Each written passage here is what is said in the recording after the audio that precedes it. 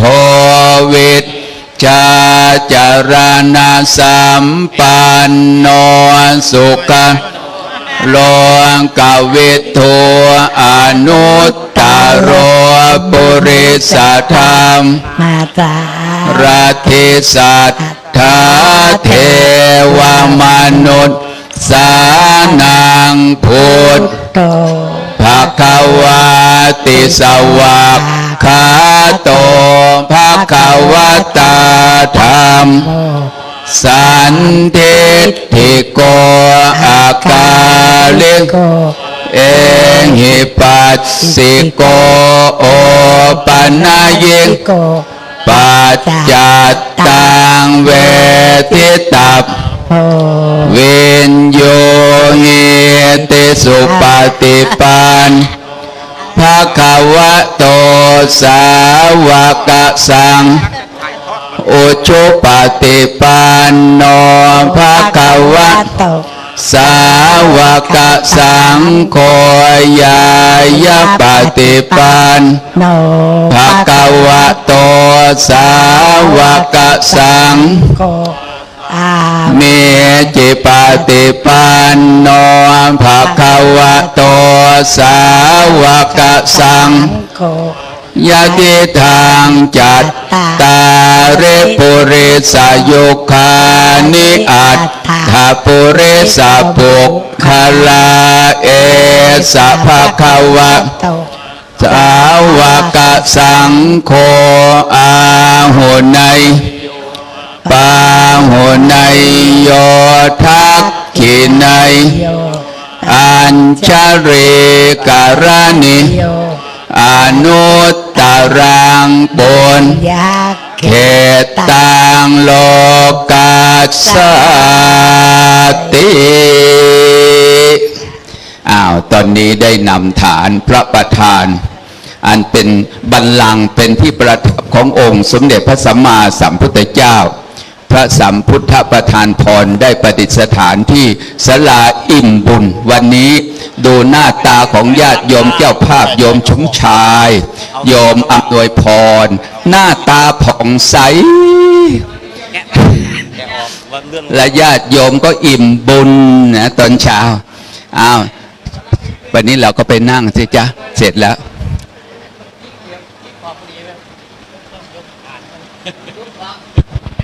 ก็วันนี้ก็ถือโอกาสได้ยกฐานพระขึ้นศาลาอิ่มบุญ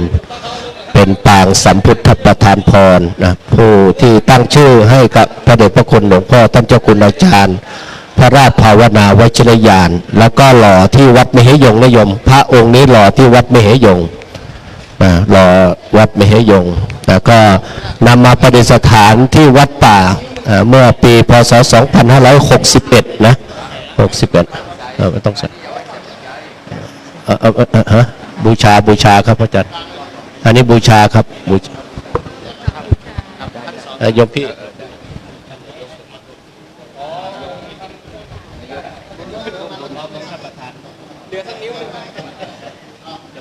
ฝากไว้ที่นี่เอากับข้าวมาใส่ที่นี่จะยกฝากไปต้องฝาก2 บาทฝากที่นี่ไปเอากับข้าวเอาข้าวกับเดียวนิดเดียวเอามาใส่นี่ยกนิดเดียวไม่ต้องบาทเลยนะใช่ข้าวกับข้าวเอาขึ้นนิดเดียวประชานะไม่เป็นไรก็วันนี้ก็ถือว่าเป็นวันดีนะโยมนะเป็นวันมงคล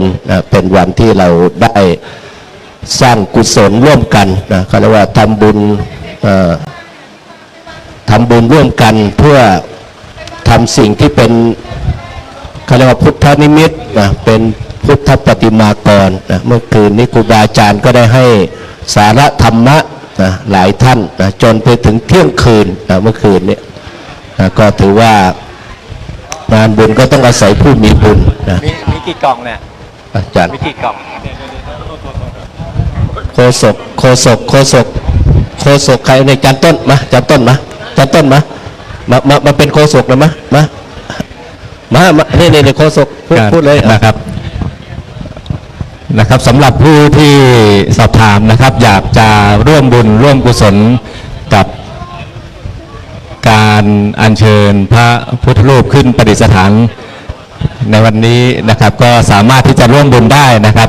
สามารถที่จะสแกน QR Code นะครับแล้วก็สามารถที่จะใส่ที่กล่องที่ทางเจ้าหน้าที่ตั้งไว้ที่จุดทางด้านบนศาลาอิ่มบุญนี้นะครับ ก็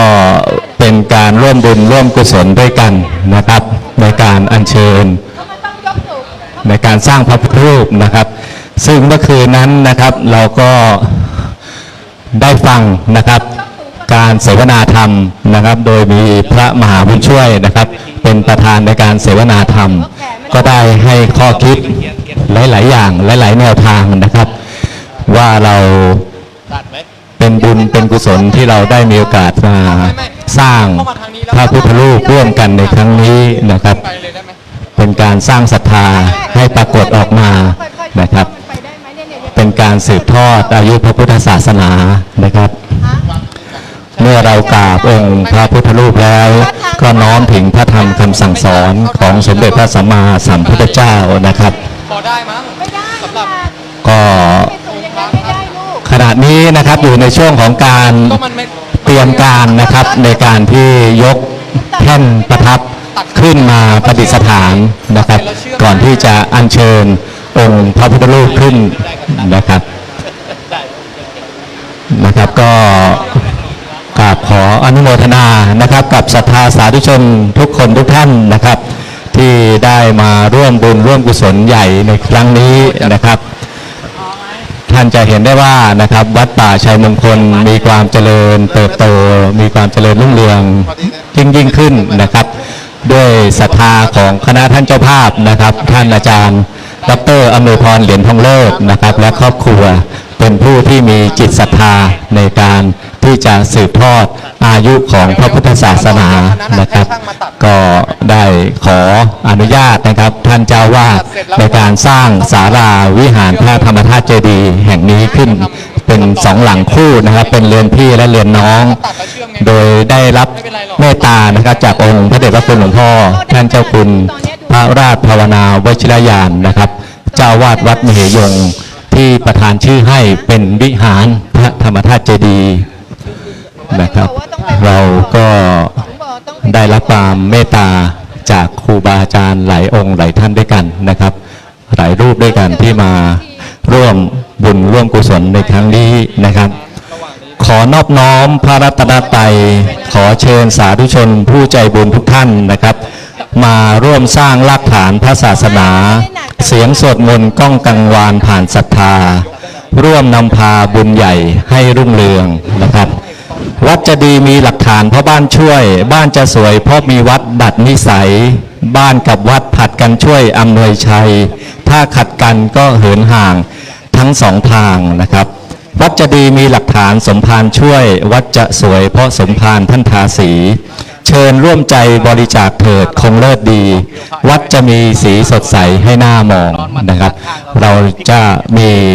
ศาสนสถานนะครับ ปรากฏให้เราเห็นชัดเจนนะครับ ถึงความสวยงามของวัดป่าชัยมงคลนะครับ ภายใต้ความศรัทธาของดร.อำนวยพรเหรียญทองเลิศนะครับ ที่จะสร้างอาคารพระบรมธาตุเจดีย์แห่งนี้เป็นศูนย์การ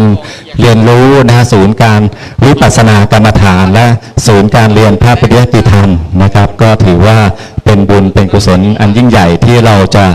ได้ร่วมแรงร่วมใจนะฮะร่วมบุญใหญ่ในครั้งนี้นะครับสำหรับพระเถรานุเถระนะครับที่เป็นพระสงฆ์สมณศักดิ์นะครับที่ได้มาร่วมงานในครั้งนี้ ก็มีหลายรูปด้วยกันนะครับ ก็ถือว่าท่านได้มาเป็นกำลังใจให้กับพระครูสมุทวีเกตุธรรมโมนะครับ แล้วก็ในคณาจารย์สายพระอภิธรรมนะครับ เราก็จะได้มีโอกาสกราบบารมีธรรมนะครับ ของพระเถรานุเถระหลายๆรูปด้วยกันนะครับ ทั้งที่เอ่ยนามและไม่ได้เอ่ยนามนะต้องกราบขออภัยกับพระเดชพระคุณพระเถรานุเถระหลายรูปหลายท่านด้วยกันนะครับโดยเฉพาะ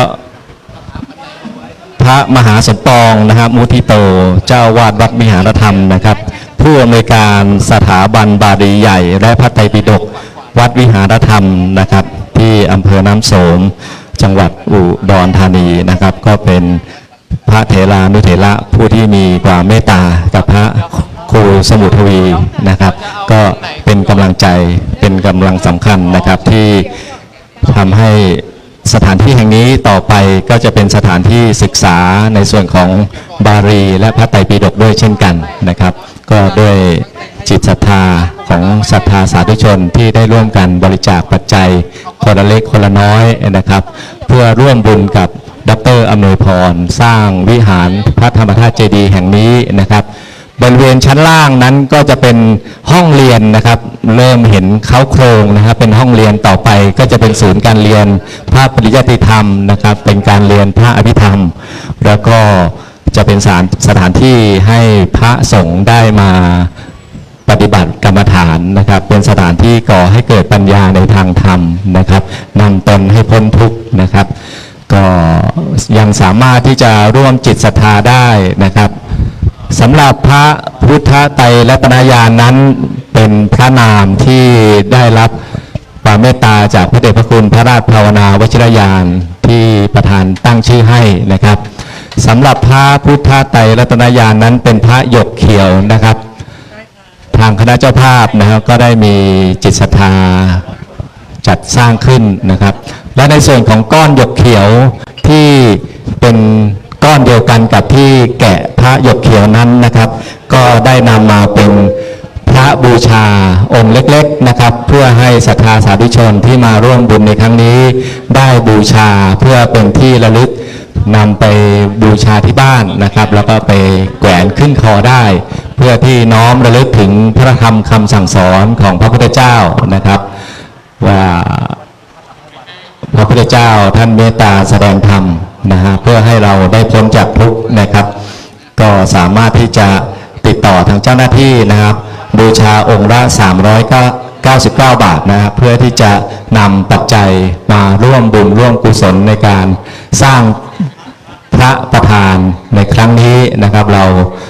มาบุญในครั้งนี้มาบุญครั้งเดียวนะครับเราได้พบเห็นนะครับบุญกุศลอันยิ่งใหญ่นะครับที่จะมีการประดิษฐานพระพุทธรูปนะฮะถึง2 องค์ด้วยกันนะครับทั้งพระสามพุทธประธานพรและพระพุทธไตรรัตนญาณนะครับพระเถรานุเถระที่เมตตามาร่วมงานในครั้งนี้นะครับก็ได้รับความเมตตาจากพระราชภาวนาวิชิรญาณวิปัสสนาเจ้าวาดวัดมิเหยงนะครับพระมหาบุญช่วยปัญญาวชิโรเจ้าของสถานีวิทยุธรรมะคลายทุกข์นะครับเจ้าอาวาสวัดวิปัสสนาดงเย็นนะครับถ้าท่านฟัง YouTube กันบ่อยๆก็จะได้ยินเสียงนะครับเมื่อกี้พระมหาบุญช่วยก็เมตตานะครับเป็นต้นเสียงในการสวดอิติปิโสนะครับในการช่วงที่อัญเชิญแท่นพระพุทธรูปขึ้นนะครับเจ้าของสถานีวิทยุธรรมะคลายทุกข์นะครับได้รับการเมตตาจากพระมหาสมปองมุทิโตนะครับผู้อำนวยการสถาบันบาลีใหญ่และพระไตรปิฎกวัดวิหารธรรมนะครับก็ท่านใดที่สนใจที่จะศึกษาเรียนพระบาลีและพระไตรปิฎกนะครับก็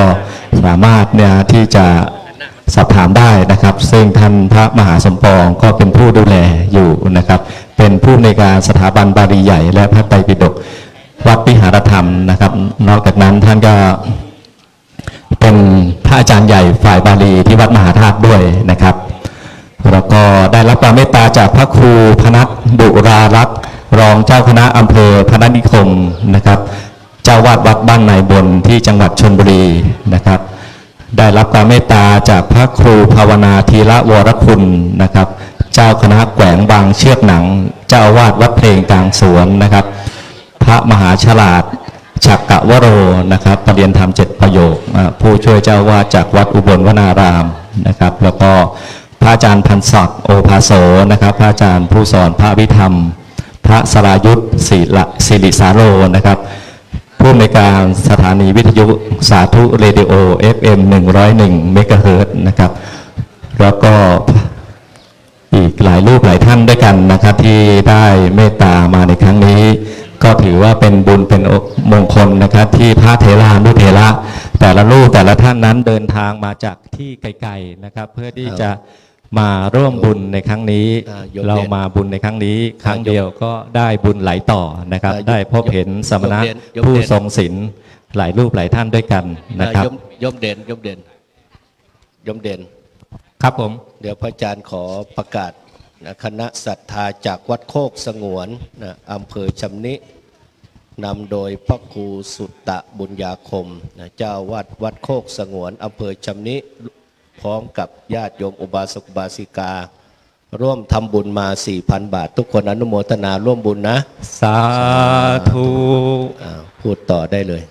สาธุครับกับขอบพระคุณพระอาจารย์เมตตานะครับ ก็ยังสามารถร่วมบุญได้นะครับ ท่านใดที่ นายกคนทำบุญเท่าไหร่โยมพี่นี่มารับนี่โยมพี่มารับนี่มารับปัจจัย ทำบุญนะครับทางใส่กล่อง เราประกาศให้นายก อันนี้นายกคูณเดี๋ยว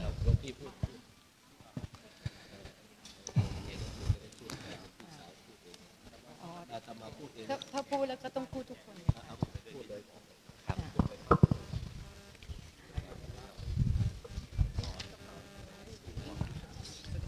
ค่ะก็ขออนุโมทนาบุญกับท่านนายกทูลนะคะที่ได้มาร่วมกุศลในการสร้างพระนะคะร่วมบุญ 5,000 บาทค่ะค่ะแล้วก็คณะนักศึกษาพระพิธรรม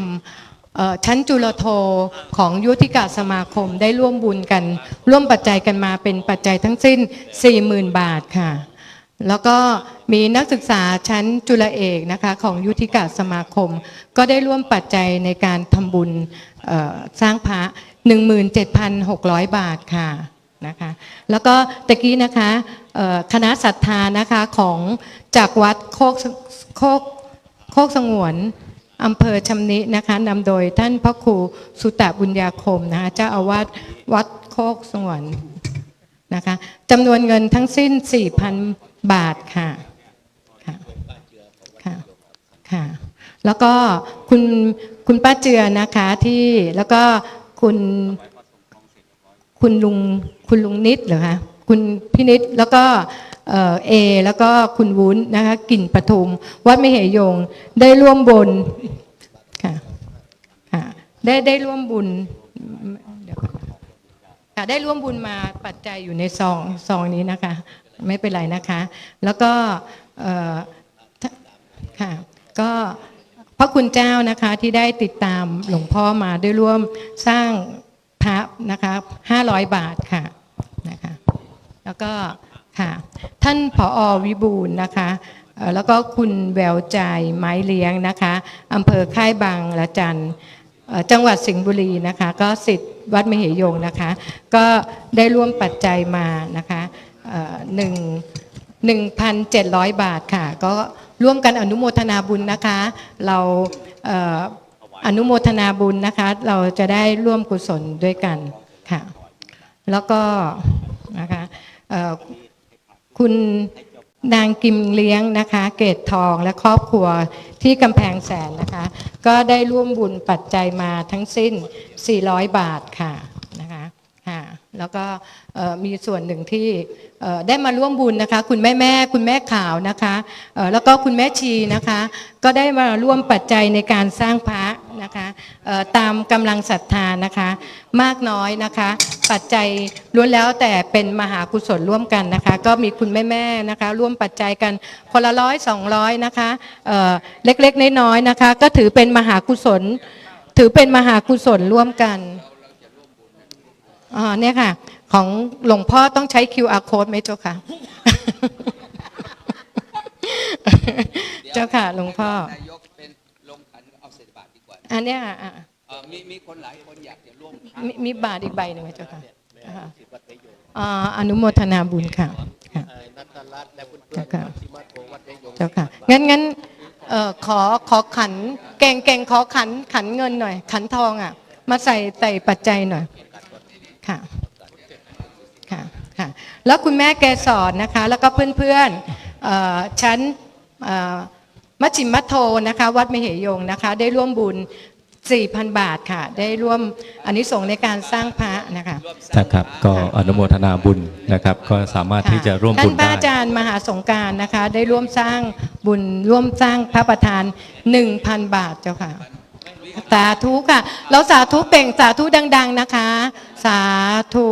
ค่ะแล้วก็ท่านพระอาจารย์มหาบุญช่วยนะคะ ได้ร่วมบุญกุศลนะคะ เป็นปัจจัยในการสร้างพระประธานนี่นะคะเอาขันไหมเจ้าคะหลวงพ่อหลวงพ่อเอาขันไหมคะจะได้ใส่ได้เยอะหน่อยเจ้าค่ะบาทมันเล็กไปหน่อยเจ้าค่ะเอาขันค่ะคุณแม่แกสอน 4,000 บาทค่ะค่ะอันนี้ของพี่เจิญพี่เจิญอันนี้ใส่ไปเลยค่ะพี่เจิญนี่ค่ะค่ะค่ะแล้วก็ตะกี้100 บาทใครคะแม่อ๋อหลานชาวบ้านหนองนกเขียดได้ร่วมปัจจัยกันมา100 บาทนะคะรวมสร้างแล้วก็คุณแม่ทองอยู่นะคะได้จะร่วมปัจจัยเป็นเงิน 10,000 บาทค่ะวันนั้นได้กล่าวแล้วนะคะแล้วก็คุณแม่บุญมีนะคะก็ได้ร่วมปัจจัยในการสร้างพระประธานร่วมกัน 10,000 บาทค่ะสาธุค่ะแล้วก็คุณณชมแล้วก็ค่ะคุณณชมคุณณชมแล้วก็คุณแม่ข่าวนะคะชาวบ้านเมืองแฝกนะคะบ้านเมืองไผ่นะคะเป็นปัจจัย 1,300 บาทค่ะสาธุนะครับก็วันนี้นะคะเราได้เดินทางมาร่วมมหากุศลนะคะซึ่งหลวงพ่อท่านเจ้าคุณวัดมเหยงค่ะท่านได้ปรารภกับอมฤพรว่าในการสร้างพระประธานนะคะซึ่งพระประธานเนี่ยจะมีอายุนะคะหลายร้อยปีนะคะหรือบางทีชั่วลูกชั่วหลานชั่วชีวิตเราเกิดแล้วเกิดอีกนะคะก็จะเป็นที่สักการะบูชานะคะให้คนได้กราบไหว้น้อมระลึกถึงคุณขององค์สมเด็จพระสัมมาสัมพุทธเจ้าเพราะฉะนั้นผู้ใดนะคะที่มีศรัทธาและจิตเลื่อมใสได้ร่วมกุศลนะคะมากน้อยนะคะตามกำลังศรัทธาทุกท่านก็จะมีมหากุศลนะคะเป็นอริยทรัพย์ที่บอกว่าเป็นทรัพย์ถาวรที่ท่านพระอาจารย์มหาบุญช่วยได้เมตตาเมื่อวานนี้นะคะได้เทศนาให้เราฟังว่าเมื่อใดที่ใครมากราบไหว้นะคะด้วยจิตเลื่อมใสด้วยใจศรัทธาน้อมระลึกถึงคุณขององค์สมเด็จพระสัมมาสัมพุทธเจ้านะคะบุคคลนั้นเนี่ยนะก็จะได้กุศลนะคะต้องบอกว่าเป็นอนันตระที่มากมายมหาศาลทุกครั้งที่ใครได้มากราบไหว้นะคะบุญกุศลก็จะเกิดขึ้นกับเรานะคะก็จะเป็นปัจจัยนะคะให้เราเนี่ยแม้จะต้องเวียนว่ายนะคะในวัฏสงสารนะคะก็มีที่หมายคือ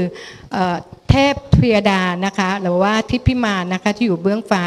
เป็นวิมานที่รอเราอยู่นะคะซึ่งอันนี้ที่อำนวยพรกล่าวนี่ก็คือมาจากคำเทศนาของพ่อแม่ครูบาอาจารย์แล้วก็หลวงพ่อนะคะเพราะฉะนั้นก็เล็กๆน้อยๆตามกำลังศรัทธานะคะเมื่อเรามีโอกาสแล้วนะคะก็ต้องบอกว่าเป็นครั้งสำคัญและจะเกิดขึ้นแค่ครั้งเดียว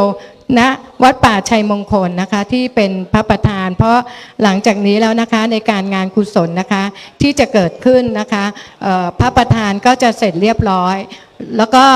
ทั้งสององค์เลยก็คือพระสัมพุทธประธานพรแล้วก็พระพุทธรูปนะคะที่เราเรียกว่าที่หลวงพ่อได้เมตตานะถวายพระนามว่าพระพุทธไตรรัตนญาณนะซึ่งหมายถึงนะคะคุณของพระพุทธเจ้าก็คือคุณของพระพุทธพระธรรมพระสงฆ์นะคะขององค์พระรัตนตรัยทั้ง3นะคะร่วมกันก็นะคะอำนวยพรก็ขอโอกาสนะคะได้ขอเป็นสะพานบุญนะคะค่ะค่ะคุณนะคะคุณแม่นางสมรักนะคะเอื้อศักดิ์สุภานะคะอู่ทองสุพรรณบุรีได้ร่วมสร้างพระประธาน500 บาทค่ะนะคะแล้วก็อีกท่านหนึ่งนะคะร่วมบุญวัดป่าชัยมงคลนะคะอันนี้ก็คือทุกบุญเจ้าค่ะนะคะแล้วก็คุณสุวรรณาคุณลาตีนะคะเขาหยองอนุกูลค่ะหยองอนุกูลนะคะจากอู่ทอง 1,000 บาทค่ะค่ะแม้เราแค่เปล่งวาจาว่าสาธุนะคะกุศลก็เกิดขึ้นกับเรามหาศาลนะคะอย่า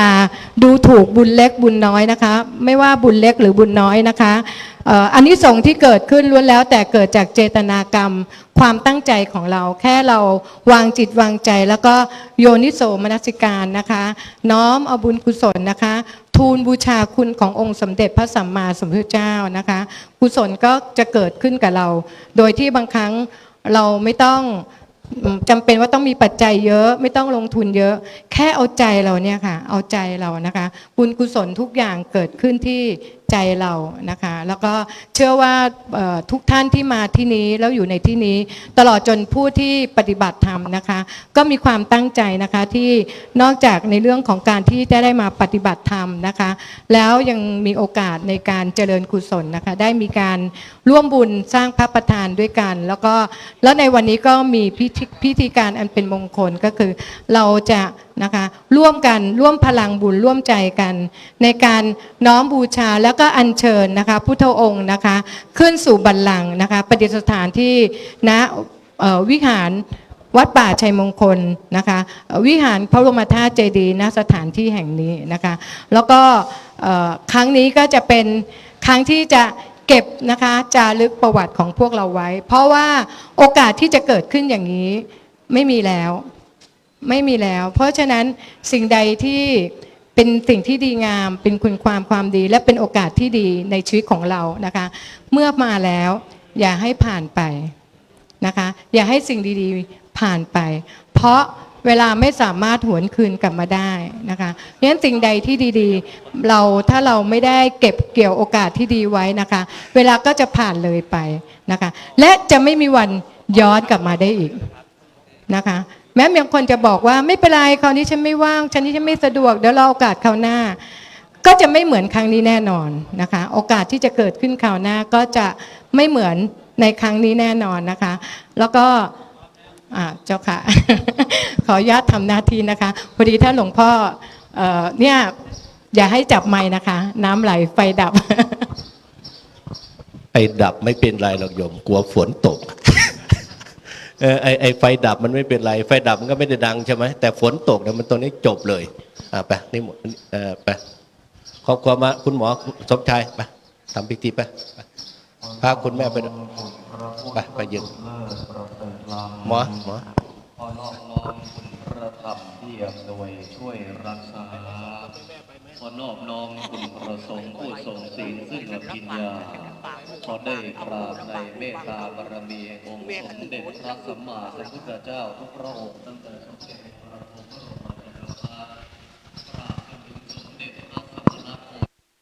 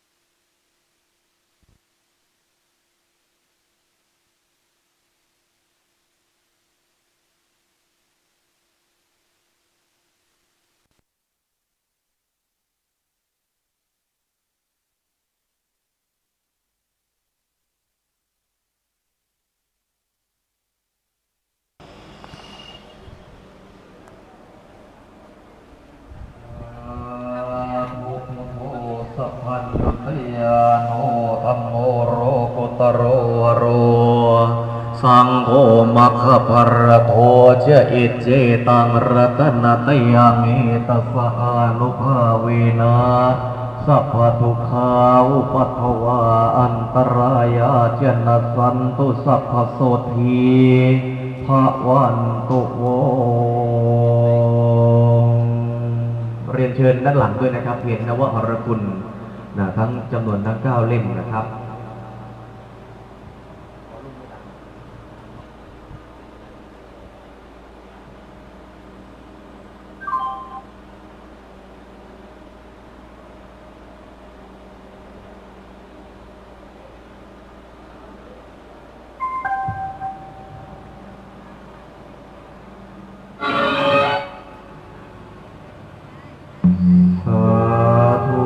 มังสัจวาจาติทานมิทุติยมปีอิมังสัจวาจาติทานมิตติยมปีอิมังสัจวาจาติทานมิอิเมนะสังฆาเรนะตังพุทธังอภิปูชยามิอิเมนะสังฆาเรนะตังธัมมังอภิปูชยามิอิเมนะสังฆาเรนะตังสังฆังอภิปูชยามิอรหังสัมมาสัมพุทโธภะคะวะพุทธังภะคะวันตังอภิวาเทมิสวะคาโตภะคะวะตาธัมโมธัมมังนัมมัสสามิสุปฏิปันโนภะคะวะโตสาวกสังโฆสังฆังนัมมามินะโมตัสสะภะคะวะโตอะระหะโตสัมมาสัมพุทธัสสะนะโมตัสสะภะคะวะโตอะระหะโตสัมมาสัมพุทธัสสะนะโมตัสสะภะคะวะโตอะระหะโตสัมมาสัมพุทธัสสะพุทธังชีวิตังยาวนิพพานังสรณังคัจฉามิอิติปิโสภะคะวะอะระหังสัมมาสัมพุทโธวิชชาเจรณังสัมปันโนสุขโตโรปวิทูอนุตตโรปุริสธรรมสารถิสัพพาเทวามนุสสานังพุทโธภะคะวะติธัมมังชีวิตังยาวนิพพานังสรณังมัจจามิสวะคาโตภะคะวะตาธัมโมสันทิติโกอาการิโกเอหิปัสสิโกโอปันญิโกปัจจตังเวทิสัพโพวินยูหิติสังฆังชีวิตังยาวนิพพานังสรณังมัจจามิสุปฏิปันโนภะคะวะโตสาวกสังโฆสุปฏิปันโนภะคะวะโตสาวกสังโฆยะยะปฏิปันโนภะคะวะโตสาวกสังโฆสามิจิปฏิปันโนภะคะวะโตสาวกสังโฆยะติอังจัตตาริปุริสโยภานิอัตถปุริสโภคราเอสภะคะวะโตสาวกสังโฆปาหุนโยปาหุนโยทัสขินโยอัญชรีกรณิโยอนุตรังปุญญเขตังโรกัสสาติโองการอินทุนามังอุปันนังปรมาสหปฏินามังอธิกเปสุอาหะโตปัญจประตุมังทิสวานโมพุทธายะวันธนังสิโรเมพุทธเทวันจานรเตพระมเทวตาพระพยังนารายอันเทวะเวหันเทจะปรเมสุราปาเทพระวิสดุกันเจวะสัพพธรรมาประสิทธิเมตตาตุตรีเนติสัทนาเทปัญญพิสโนหันเทวะเจตุเทวะโนวัจรราชาปัญญอินทรานเมวะจาเอกยาคานวะเทวาปัญจพระมาสหปฏิทเวราธาอัตถะอรหันตาปัญจพุทธานัมมามิหังสาธุสิทธิกิจจังสิทธิกัมมังสิทธิสาริยสัทธาคโตสิทธิเตโชชโยเดจังสิทธิลาโภนิรันตรังสิทธิอสีติพระอรหันตานังสิทธิโสนสะมหาพรหมารูปาวจรสัพพาเอเตนะสิทธิเตโชสัพพสัตรูวินาสติสรปตุภาพระมุนชันติสัพพสิทธิภาวันโตเป็นนาจังคารังประดิษฐ์กฤษดานแทนทั่วเพียรมันประทีปสุพรรณราชานกนายยุคนบาทาแห่งพระสัมมาสัมพุทธรุญญาธรรมวายธรรม80,000เสียมาพันนังนับพันและองค์พระแห่งไตร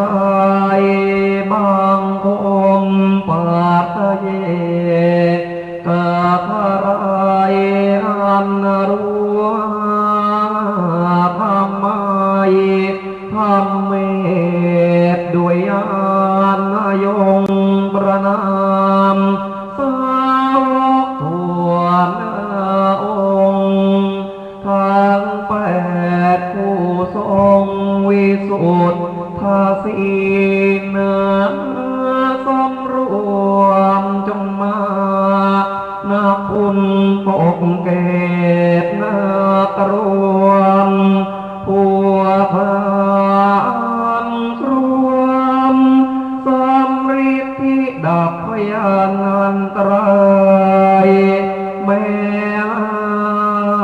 จะยังการกระทั่งอะไรขอจงให้ได้ประสบประสงค์สัพพการเสมอพระราชฤทัยไม่บานสรวมใจ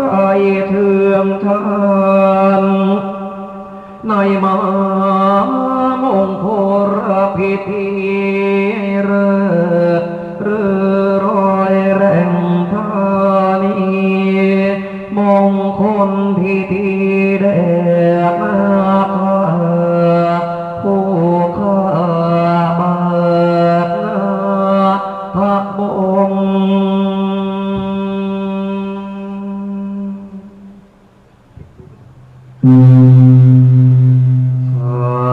โอมวักระตุนพระมหาพยาสุริยโกธิสมะประภานิรวิกนังคุรุเนเดวาสารวะการะเยสุสรวะทุคังคณปฏิเยนะโมนะมหาสีสิทธิวินายทานะโมนะมหาอัสสะวินายทานะโมนะมหาโอมสีคเนสายนะมหา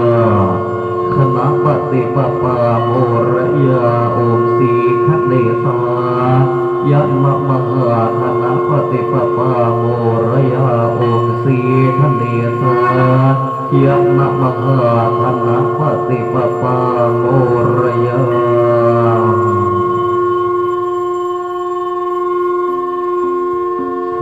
ทุกขราพระพุทธเจ้าทั้งหลายในนามคณะสภาอันมีคุณสมชายดร.อำนวยพรเหรียญทองเลิศและครอบครัวญาติมิตรบริวารตลอดจนคณะสภาอุบาสกอุบาสิกาทั้งปวงในมกรพิธีนี้ขอถวายพระพรหมบูชาสักการะพีแด่องค์บรมบิดาพระศรีคเนศพระบิดาผู้เป็นองค์ประถมเหตุในการถวายสักการะบำบวงสรวงยามพิธีกรรมทั้งปวงการบัดนี้ขอพระองค์ผู้ทรงไว้ซึ่งฤทธิเดชและเดชานุภาพจงเสด็จมาขจัดปัดเป่าอุปสรรคอุปัทวเหตุเพศภัยพยานอันตรายพิกณจันไรสัพพลางลายเครื่องกรีดขวางขัดข้องใดๆอันจะบังเกิดมีแก่การก่อร่างสร้างพระวิหารพระประธาตุเจดีย์แห่งอารามวัดป่าชัยมงคลตลอดจนการอัญเชิญทิพยรูปองค์สมเด็จพระสัมมาสัมพุทธเจ้าเฉลิมพระนามพระพุทธไตรรัตนญาณพระสัมพุทธประธานพรขึ้นประทับสถิตประดิษฐานเป็นที่สักการะแก่มนุษย์เทพยดาขอองค์บรมบิดาพระศรีคเนศจงได้ประทานซึ่งสัพพะประโยชน์โสติผลความสุขเจริญความสำเร็จดังจิตเจตนาอธิษฐานแห่งท่านทั้งหลายนักการบัดนี้ขอพระองค์จงสดับฟังคำพรแห่งข้าพระเจ้าทั้งหลายด้วยโสติเถิด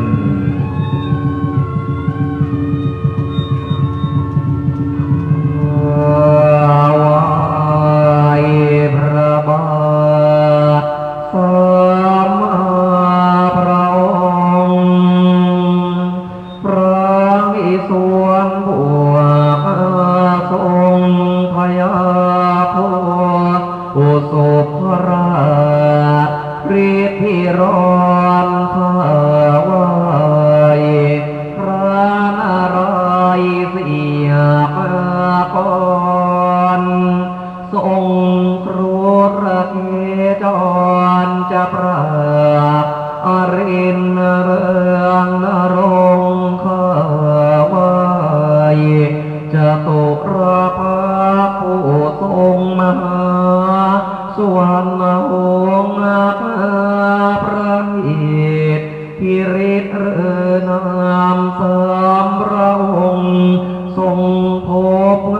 ทั้งสามสามโลกเขตข้ามขยันขยานหรือขจรในเรื่องเดชเรื่องเวทเรื่องพรเรื่องฟ้าดินดอนประเดชก็จงจักรพรรดิขอจงเสด็จมาอยากนานยังมณฑลสถานพิเทียนแต่งบูชาขอพรแสนไทยเทวาขอกรรมวิทยาจงสมสำฤทธิ์บริบูรณ์สาธุนะมาปิอายันตุโคนโตเทวสังขายโยสาธุสทเทราเมจรูเปกิริสิกนรตเตจันตริเทวิมานีทีเประเทจะพาเมตรุวนาคาเนเทหาวทุมมายิเกเตภูมาจายันตุเทวาจรธาระวิสเปยคะทันทัพนาคาติพันตาสันติเกยัมมุนีวระวัจนังสาทโวเมสุนันตุมหามังคระโรยัมทันตามหามังคระโรยัมทันตามหามังคระโรยัมทันตาอุกาสาอุกาสาข้าพระพุทธเจ้าขอเป่าพระอาจอัญเชิญไทยเทวราชสุรารีอันสิงสถิตอยู่ในอมรแมนแดนสวรรค์ทุกแห่งห้องช่องชั้นสัทธาไรเยสันตาสันตจิตาเทพยดาเจ้าเหล่าใดทรงศักดาเดชเป็นจอมเทวันสันตะเทเวศอันเรืองฤทธิ์มีกมลสมาธิจิตสงบสงัดตั้งอยู่ในปัญจเวรวิรัตเป็นสตะบุรุติสรณะสรณามีพระไตรรัตน์อันประเสริฐสุดซึ่งเป็นเครื่องกำจัดภัยให้ไกลอุปทวะวิบัติเหตุภูมาสถิตในทิพยนิเวศผู้มีมณฑลแลเบื้องบนเวหาทั่วแผ่นฟ้านับมาเอตตโรกันตเรวาทุกแห่งแหล่งโลกประทาตในจักรวาลนี้และจักรวาลอื่นคุณลักษณะกหณพยาวตาสวการังผู้ที่รื่นไห้ชุ่มชื่นคิดผลขวายในธรรมตลอดกาลเอเตอยันตุเทวาขอเชิญเทพตุทิปีสถานดังกล่าวมาแล้วนี้นั้นจงพร้อมกันเสด็จเรียราชมาสโมสรสันนิบาตณพระวิหารพระบรมธาตุเจดีย์ณอารามวัดป่าชัยมงคลแห่งนี้วรคณกรรมเยเมรุราชเอวสันโตวันหนึ่งข้าพระพุทธเจ้ามีความยินดีขอรัตนาการนอบน้อมนมัสการอัญเชิญเทพเวทนาผู้รักษาบวรพระพุทธศาสนารักษาผู้ประพฤติธรรมคำจุนบวรพระพุทธศาสนาทั้งหลายอันมีเท้าสามประติพรหมประเทศพรหมทั้งปวงพระอินทร์เท้าสกาเทวราชทัญญาอิตราณีและพรหมเทวดามหาราชทั้งสี่ตลอดจนพระเถรไวยพัฒน์ผู้รักษาโบสถ์วิหารราชพระเจดีย์ณพระอารามนี้จงได้เสด็จลงสู่มังคลพิธีมงคลเป็นสักขีพยานในกองการกุศลนการบัดนี้ด้วยเถิดสารวมาเทียบข้าพระพุทธเจ้าในนามพระภาวนาวชิรยานพระผู้สมุงทวีเกตุธรรมโมคุณสมชายดอกเตอร์อำนวยพรเรียนทองเริดและคณะสัทธาทั้งหลายทั้งบรรพชิตและคฤหัสถ์ขอน้อมนำไตรภวานมัสการอยู่พระบาทบรมนาถพุทธวงศ์พระราชาทรงสาวกพระไตร ปิฎกธรรมคัมภีร์พระทินสีสัพพัญญูพระบรมครูบริสุทธิ์ในหมู่มนุษย์และเทวาหนึ่งปวงข้าจะขอวันตาบรรดาพระปัจเจกก็พูดพระเจ้าและเราประมาเทพสันนิบาตทุกพระองค์พระสยมผู้นาภาพระศรีอุมาเทวีพระนารายณ์ผู้จักเกรียพระรักษมีมาสานรมานมาเฮสักสวามีพระสรสวดีชายาพระอินทราธิเพียรเนตรทั้งพระเกศและพระการ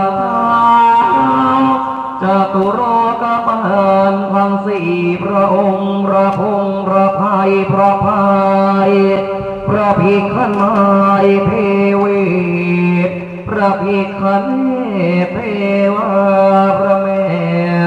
คงคาเทวีพระนางธรณีทรงกุลพระพิรุณและพระคณีนางมณีเมฆรามหาสมุทรครุฑพายาคาคุมพันคันทพนานาคินพระมุนินนักศิษย์วิทยาธรขจรจำรัสราสมีรุ่งเรืองพระเสือเมืองพระทรงเมืองพระรักเมืองมานามพระสยามเทวาธิราชพระครังมหาสมบัติพระเพนวัยพัฒรามวัดป่าชัยมงคลฤทธิไกรเทพไทยในแสนโคตรอนันตรจักรวาลจงลิงยานที่เปียโสดจากสุธาตุเสด็จโดยอาคาศสยามวิธีมาสู่แผ่นวิธีมณฑลยังสากลมนุษยโลกรับบริโภคสักการะสังเวยบูชาในกระบัดนี้ปวงข้าพระพุทธเจ้าได้จัดเครื่องปรีกรรม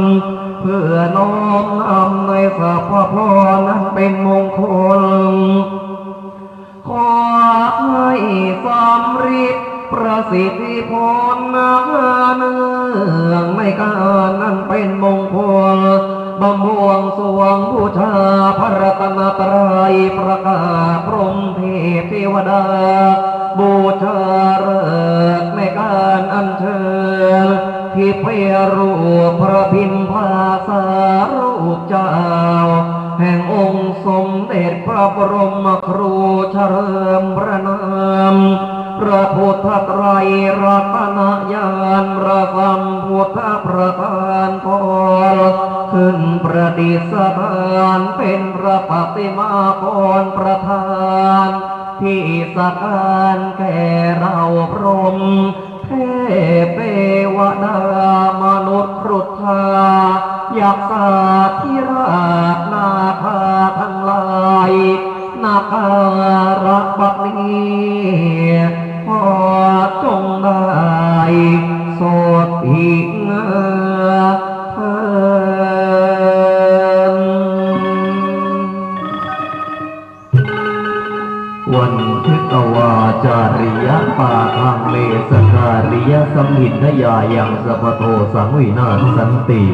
สิริเนพะเอยาวิโยทยามังมเหสุรังปทวสังวิสุทธิเทเวสาสัพพโพธิปยสังเขมันตุมารสิทธิโอมพระสยามเทวาธิราชท้ามหาพรหมสหปฏิพระอินทร์สกัดเทวราชพระภูมิบารถีนุเอตัตวป่าชัยมงคล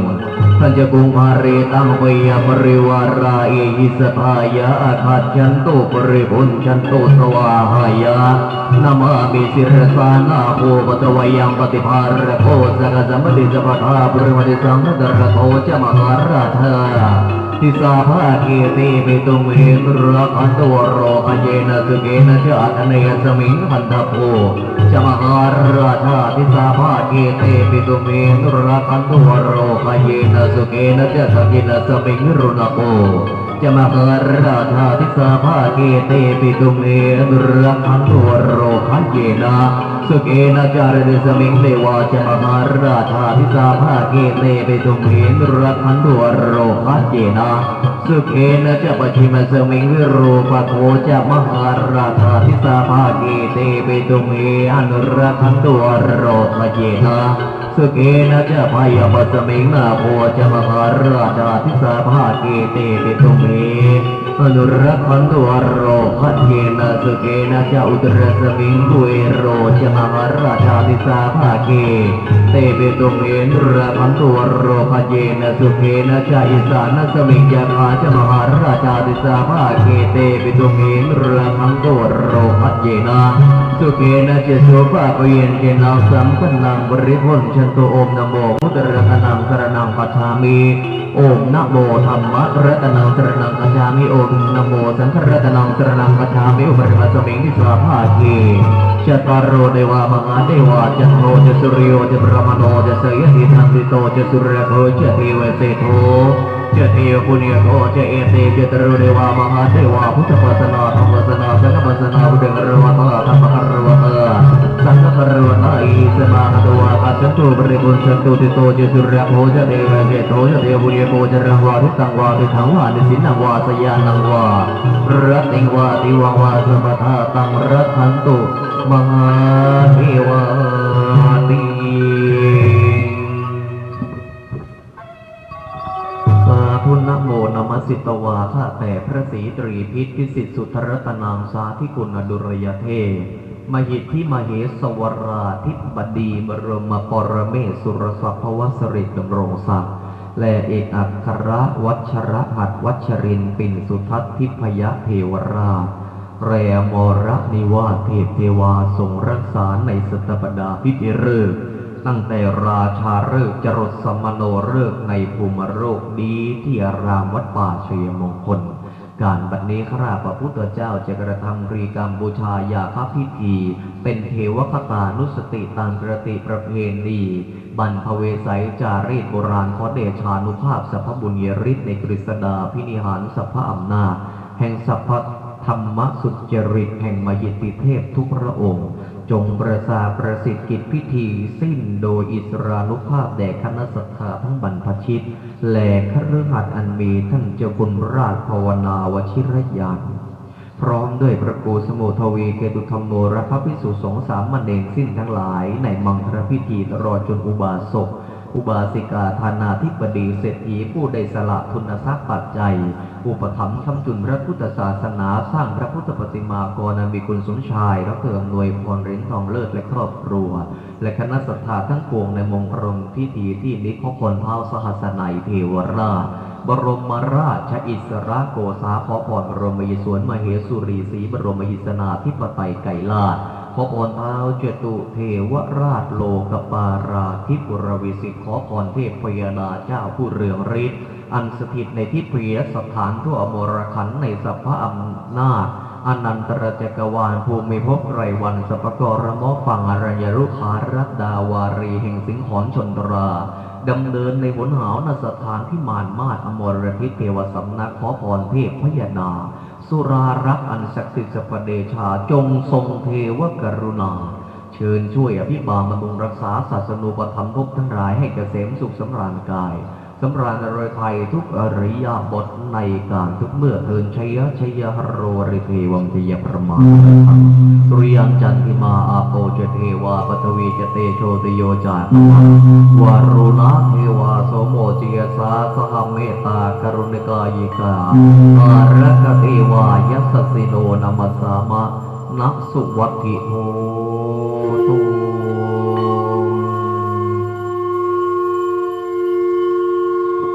เมื่อได้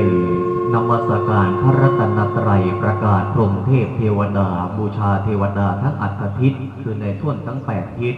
บูชาฤกษ์แสดงเจตจำนงต่อเทพพยดาแล้ว ในลำดับต่อไปจะนำพาท่านทั้งหลายถวายเครื่องสักการะบำบวงสรวงนี้ให้กำหนดใจว่าเราบูชาพระรัตนตรัยเป็นประถม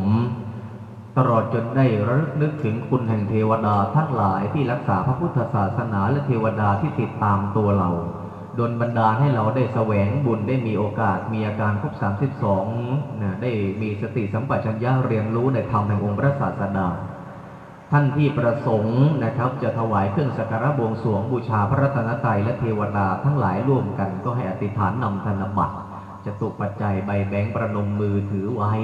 เมื่อเสร็จสิ้นคำอธิษฐานจะได้นำมาติดถวายที่ใบสีเมื่อพิธีบรบวรครบถ้วนเจ้าหน้าที่ก็จะได้รวบรวมนอกพระกินัยประเคนถวายร่วมสร้างพระอารามเราจะได้กุศลในส่วนหนึ่งคือถวายอมิสบูชาบูชาพระรัตนตรัยและพรหมเทพเทวดาด้วยสิ่งของและในส่วนที่สองคือวิหารทานนะครับเป็นการบำรุงพระอารามในลำดับนี้ก็จะได้ร่วมกันขอขมาพระรัตนตรัยและถวายเครื่องสักการะทุกท่านจงประนมมือตั้งนะโมขึ้นโดยพร้อมเพรียงกันทุกคนทุกท่านนะครับนะโมตัสสะภะคะวะโตอะระหะโตสัมมาสัมพุทธัสสะนะโมตัสสะภะคะวะโตอะระหะโตสัมมาสัมพุทธัสสะนะโมตัสสะภะคะวะโตอะระหะโตสัมมาสัมพุทธัสสะว่าตามนะครับวันทามิพุทธังสัพพเมโทสังขมัทธเมพันเตวันทามิธัมมังสัพพเมโทสังขมัทธเมพันเตวันทามิสังฆังสัพพเมโทสังขมัทธเมพันเตวันทามิปิตุมาตากรุอุปชาครัวจาริยังสัพพเมโทสังขมัทธเมพันเตวันทามิพรหมาเทวตานังสัพพเมโทสังขมัทธเมพันเตหากข้าพระพุทธเจ้าได้เคยกระทำการในประการหนึ่งประการใดด้วยกายวาจาใจตั้งแต่อดีตชาติถึงปัจจุบันรู้เท่าถึงการนั้นก็ดีไม่รู้เท่าถึงการนั้นก็ดีเป็นผู้กระทำการเองก็ดีไหว้วานผู้หนึ่งผู้ใดก็ดีเป็นเหตุบังคับความจำเป็นในการเลี้ยงชีพตนประกอบสัมมาอาชีพทั้งหลายก็ดีได้ล่วงเกินแล้วต่อคุณพระพุทธเจ้าพระพุทธรูปพระสถูปเจดีย์พระสารีริกธาตุพระเครื่องมงคลพระธรรมคำสอนคุณพระอักขระธรรมพระไตรปิฎกคัมภีร์ล่วงเกินพระสงฆ์ข้าเจ้าทั้งที่ยังดำรงธาตุขันธ์ก็ดีที่ละธาตุขันธ์แล้วก็ดีที่เป็นสมมุติสงฆ์ก็ดีเป็นพระอริยสงฆ์ก็ดีพระโพธิสัตว์ก็ดีได้เคยสบทต่อว่าน้อยเนื้อต่ำใจหลงลืมศีลบาตรขาดจากศีลบนผิดจากสัจจะหรือกระทำการใดๆเป็นการไม่บังควรต่อพรหมเทพเทวดาสิ่งศักดิ์สิทธิ์ทั้งหลายพ่อแม่ครูอาจารย์ผู้มีพระคุณได้เคยติดหนี้สงฆ์ติดหนี้แผ่นดินในประการใดขอท่านทั้งหลายผู้ทรงความเมตตาจงโปรดงดโทษประทานอโหสิกรรมให้การกระทำมิบังควรของข้าพเจ้าทั้งหลายอันสำนึกผิดดีแล้วในทุกประการเทินจากนั้นถวายเครื่องสักการะร่วมกันนะครับท่านที่อธิษฐานธนบัตรให้ตั้งใจให้ดีนะ พุทธบูชาธรรมบูชาสังฆบูชาสาธุนะโมเมสัพพเทวานังสักการะวันทนังสูปะ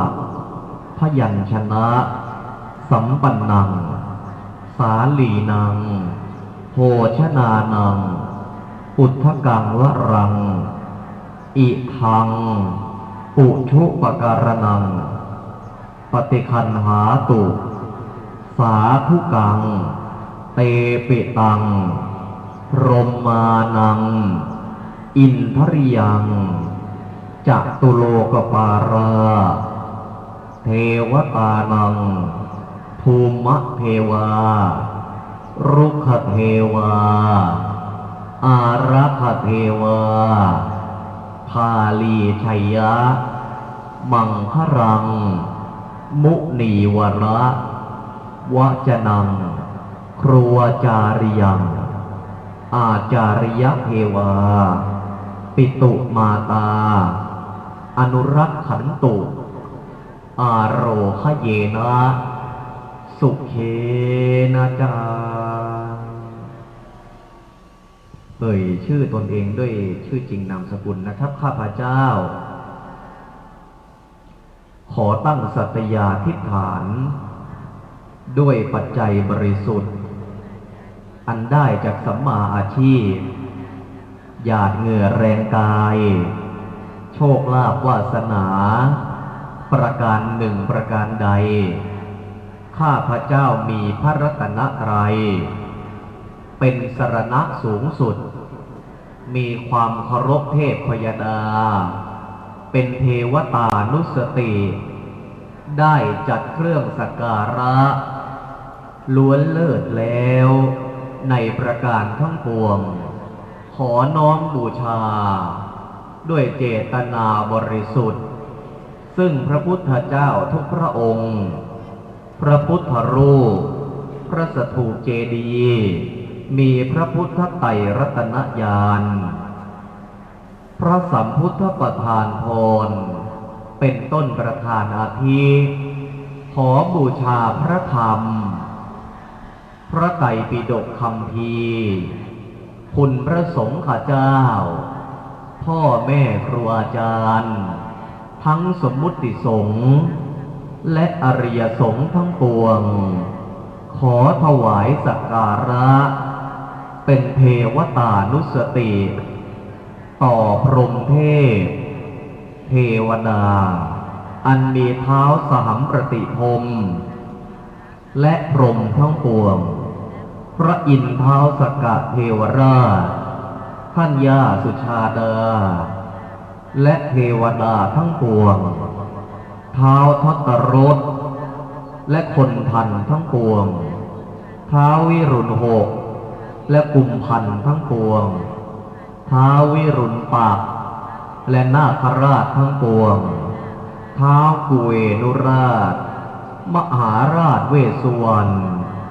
และเทวดาทั้งปวงไปจนถึงพระสยามเทวาธิราชบูรพกษัตริย์เจ้าผู้ครองนครในทั่วทุกอาณาจักรที่พิทักษ์พระศาสนาพระคลังมหาสมบัติเทพารักษ์หลักพระนครพระเสื้อเมืองทรงเมืองพระเจตคุปพระหอกองพระการชัยศรีพระภูมิเจ้าที่พระเถรไวยทัตรักษาโบสถ์วิหารลานพระเจดีย์ในวัดป่าชัยมงคลตลอดจนเทวดาประจำตัวประจำดวงชะตา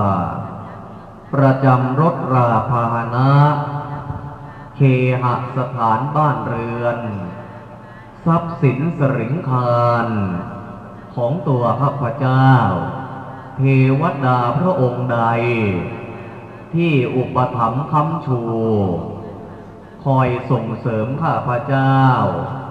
ให้บังเกิดความรุ่งเรือง แคล้วคลาดปลอดภัยมีร่างกายที่แข็งแรงได้เดินทางมาแสวงบุญก่อการกุศลในวันนี้จะรู้นามของท่านก็ดีไม่รู้นามท่านก็ดีสถิตในพระพุทธรูปที่ข้าพเจ้าบูชาสถิตในเทวรูปที่ข้าพเจ้าสักการะหรือสถิตในพระเครื่องรางวัตถุปลุกเสกที่คุ้มตัวข้าพเจ้าเคยเป็นพ่อแม่เป็นครูอาจารย์ผู้บันดาลความรู้ทั้งทางโลกและทางธรรมจงได้รับเครื่องสักการะพร้อมบุญญาณิสงส์ทานศีลภาวนาตั้งแต่อดีตบำเพ็ญมาท่วนถึงปัจจุบันมีการสร้างพระพุทธรูปสืบพระพุทธศาสนาเป็นต้นอาทิจงถึงท่านทั้งหลายให้ทรงบุญญาฤทธิ์มีอิทธิฤทธิ์มากคอยตามรักษาตัวข้าพเจ้าด้วยพรดังนี้ให้หลับตาอธิษฐานในใจนะครับตามพรนี้ที่นำพาอธิษฐานนะให้ลาภสักการะทรัพย์สินเงินทองเหตุปัจจัยอันเป็นความมั่นคงความเจริญรุ่งเรืองแห่งฐานะจงหลั่งไหลมาสู่ตัวข้าพเจ้าทั้งหลายจากท่วนทุกทิศานุทิศทั้ง8ทิศ10ทิศทั้งในยามหลับและยามตื่นทั้งในกลางวันและกลางคืนจะประกอบธุรกิจทำกิจการการงานการค้าการขายเลือกสวนไร่นาสัมมาอาชีพสิ่งใดจงสำเร็จโดยง่ายดายลุล่วงบังเกิดเป็นเงินเป็นทองเจริญวัฒนาสถาพรในฐานะแห่งตนเหลือกินเหลือเก็บเหลือใช้ได้บังเกิดซึ่งสติปัญญาเสมอด้วยบัณฑิตนักปราชญ์รอบรู้ฉลาดในศาสตร์ทั้งปวงอันเกี่ยวเนื่องกับตนได้ทันโลกทันสมัยนำพาตนครอบครัวญาติมิตรบริวารกิจการสัมมาอาชีพการงานที่ดีไปสู่ความเจริญรุ่งเรืองยิ่งขึ้นไปรักษาทรัพย์สมบัติที่หามาได้อย่าได้รู้ขาดศูนย์ให้งอกเงยและเพิ่มพูนไปชั่วลูกสืบจนหลานตลอดจนบรรลุเป็นพระโสดาบันอย่างต่ำในชาติปัจจุบันได้ดวงตาเห็นธรรมบังเกิดความคล่องตัวได้แก้วพระจักรจักใช้ไม่พร่องจะทำบุญที่ใดเท่าใดเมื่อใดให้ร่ำรวยมีทรัพย์สินกระทำได้ดังใจประสงค์ให้ร่ำรวยและยังมั่นคงจนภัยทั้งหลายไม่ว่าภัยเศรษฐกิจภัยจากโรคระบาดภัยจากสงครามมิอาจทำลายฐานะให้อับจนลงได้ให้มั่นคงจนได้ตอบแทนบุญคุณบุพการีสงเคราะห์ครอบครัวญาติมิตรบริวารตอบแทนบุญคุณครูอาจารย์ผู้มีพระคุณได้ง่ายดายคล่องตัวทุกประการแคล้วคลาดปลอดภัยจากราชภัยโจรภัยอัคคีภัยวาตภัยอุทกภัยอุปัตถวเหตุเพศภัยโรคภัยภัยร้ายใดๆเคราะห์หามยามร้ายดาวร้ายให้โทษเสนียดจันไรคุณไสยอวิชชามาดแม้นดวงชะตาจะดำเนินไปในพักเสดบนรอบในนักกษัตริย์ใดๆให้ผลร้ายหรือดีในดวงชะตาราศีขอดวงชะตาจงฝากไว้แก่พระพุทธปฏิมากรทั้งสองพระองค์นี้อันว่าน้ำให้โทษดินให้โทษไฟให้โทษลมให้โทษอากาศธาตุให้โทษวิญญาณธาตุให้โทษรูปให้โทษน้ำให้โทษอย่าได้บังเกิดมีแก่ข้าพเจ้าจงมีแต่น้ำให้คุณดินให้คุณไฟให้คุณลมให้คุณอากาศธาตุให้คุณวิญญาณธาตุให้คุณรูปให้คุณนามให้คุณมีความสุขในทุกสถานในการทุกเมื่อเป็นที่รักแก่พรหมเทพเทวดาทั้งปวงในทุกคติแห่งศาสนาเป็นที่รักแก่มนุษย์ทั้งปวงทั้งกัลยาณมิตรและศัตรูเป็นที่รักแก่เดรัจฉานทั้งปวงทั้งที่มีพิษก็ดีไม่มีพิษก็ดีอย่าได้ก่อมีเวรภัยเป็นที่รักแก่อมนุษย์ทั้งครุฑนาคยักษ์คนทันพูดผีปีศาจในทุกสถานเป็นอาทิตลอดจนคิดสิ่งหนึ่งต้องประสงค์สิ่งใดจงพันสำเร็จได้ในฉับพลันทันใจอันเป็นไปด้วยชอบประกอบด้วยธรรมหากการกระทำอันใดจะนำมาซึ่งการเสียทรัพย์เสียสรรพสิ่งเป็นมงคลใดๆเทพพยดาทั้งหลายจงปิดกั้นหนทางอันเลวร้ายเหล่านั้นขอให้ข้าพเจ้าหากสติปัญญานี้โง่เขลาขอพรบกพร่องประการใด เมตตาพระรัตนตรัยพรหมเทพเทวดาจงดลบันดาลให้พรนั้นจงครบถ้วนให้ข้าพเจ้าทั้งหลายนี้และบุคคลนั้นเป็นที่รักได้ในมนุษยสมบัติสูงสุดในปัจจุบันชาติได้ในสวรรค์สมบัติในอนาคตการและได้ในพระนิพพานสมบัติในการอันสมควรนัตถีติวัจนังนัตถิเมตราบใดก็ตามพระพุทธรูปทั้งสองพระองค์อันบรรจงก่อสร้างด้วยเจตนาบริสุทธิ์เฉลิมพระนามพระพุทธไตรรัตนญาณพระสัมพุทธประธานพรยังตั้งประดิษฐานประทับสถิตเป็นมิ่งมงคลแก่พระศาสนาเป็นที่สักการะแก่พรหมเทพเทวดามนุษย์ชั้นใดขอคำอธิษฐานนี้ความปรารถนานี้อานิสงส์อันจะเกิดขึ้นโดยแรงอธิษฐานและการสร้างพระปฏิมากรนี้จงให้ผลสงเคราะห์ข้าพเจ้าทั้งหลายไปจนกว่าที่พยรูปนี้จะเสื่อมสลายเป็นผุยผงตามกฎพระไตรลักษณ์หรือตัวข้าพเจ้าจะเวียนว่ายตายเกิดไปจนถึงซึ่งพระนิพพานด้วยเถิดท่านทั้งหลายอธิษฐานขอพรตามความประสงค์ส่วนตนท่านปรารถนาสิ่งใดทั้งในทางโลกและทางธรรมในความก้าวหน้าในการภาวนาทั้งหลายตลอดจนทรัพย์สิริคานในทางโลกเพื่อนำมาใช้สร้างบารมีอธิษฐานสิ่งใดตอนที่ท่านปรารถนานะครับสิทธิกิจจังสิทธิกัมมังสิทธิการิยะตถาคโตสิทธิเตโชชโยในจังสิทธิลาโภนิรันตรังสิทธิกิจจังกิจจานุกิจใดที่ได้ตั้งใจก่อสร้างทิพยวิมานอันเป็นพระวิหารบรมธาตุเจดีย์สถิตณวัดป่าชัยมงคลนี้จงเสร็จสมอย่าค้างคงอันแรมนานตลอดจนการยกพระปฏิมากรพระพุทธไตรรัตนญาณพระสัมพุทธประธานพรจงราบรื่นปราศจากอุปัฏฐวเหตุเพศภัยพยันอันตรายขอเทพยดาทั้งหลายจงช่วยอำนวยพรชูชกในทุกประการเถิดสิทธิกรรมังกิจการใดธุรกิจใดสัมมาอาชีพใดการงานของใดของท่านทั้งหลายอันหวังผลกำไรใช้นำมาตั้งฐานะตนให้มั่นคงนำมาใช้ดูแลบุพการีพ่อแม่สงเคราะห์ครูบาอาจารย์ตอบแทนบุญคุณบุพการีผู้มีพระคุณดูแลครอบครัวได้ทำทานในประการใดขอธุรกิจนั้นกิจการนั้นสัมมาอาชีพนั้นบำรุงรุ่งเรืองจงอย่าช้าอย่าโรยร้างสิทธิได้พรันเถนาสิทธิการิยะตถาคโตองค์พระสันเพชรผู้พระเดชหมู่มารมอดแล้วชั้นใดได้ปลอดภัยแผ่วคลาดแคล้วพ้นภัยผ่านฉะนั้นแหละนาสิทธิเตโชชโยนิจังเดชอำนาจทางของมริบองอรามีชัยชนะทุกดาวนิราชร้างไฟลีแลนาสิทธิลาโภนิรันตรังสัพพลาภผลทรัพย์สินเงินทองของมีค่าทุกสิ่งสรรจงนิรันดร์หลั่งล้นหลั่งไหลมาสู่ท่านทั้งหลายดังสายน้ำหลากล้นนาทีท่อทานพ้นนำมาสร้างบารมีอย่าได้รู้ขาดสูญเลยนาสัพพสิทธิพระวันตุเตสัพพพรอันประเสริฐศักดิ์สิทธิ์สุภนิมิตมงคลและบุญญาณิสงส์ทั้งปวงจงประทานประสิทธิ์แด่พระราชภาวนาวชิรยานพระครูสมุทวีเกณฑ์ธรรมโมพร้อมด้วยคณะภิกษุสงฆ์สามเณรทั้งปวงในพระอารามตลอดจนพระเถรานุเถระที่ได้เมตตามาฉลองศรัทธาในการนี้และอุบาสกอุบาสิกาธานาธิบดีเศรษฐีผู้มีใจเป็นบุญญาณิสงฆ์ผู้ทำรงพระศาสนาอันมีคุณสมชายดร.อำนวยพรเหรียญทองเลิศและท่านทั้งปวงตลอดจนครอบครัวญาติมิตรบริวารธุรกิจกิจการสภาการงานของท่านทั้งหลายจงได้รับพระพรชัยชนะจงได้สำเร็จเสร็จสิ้นยาทาดังคำข้าร้องร่ำให้ชดีเถิดมาได้ขอเรียนเชิญนะครับคุณสมชายดร.เบยพรพร้อมครอบครัวเหรียญทองเลิศ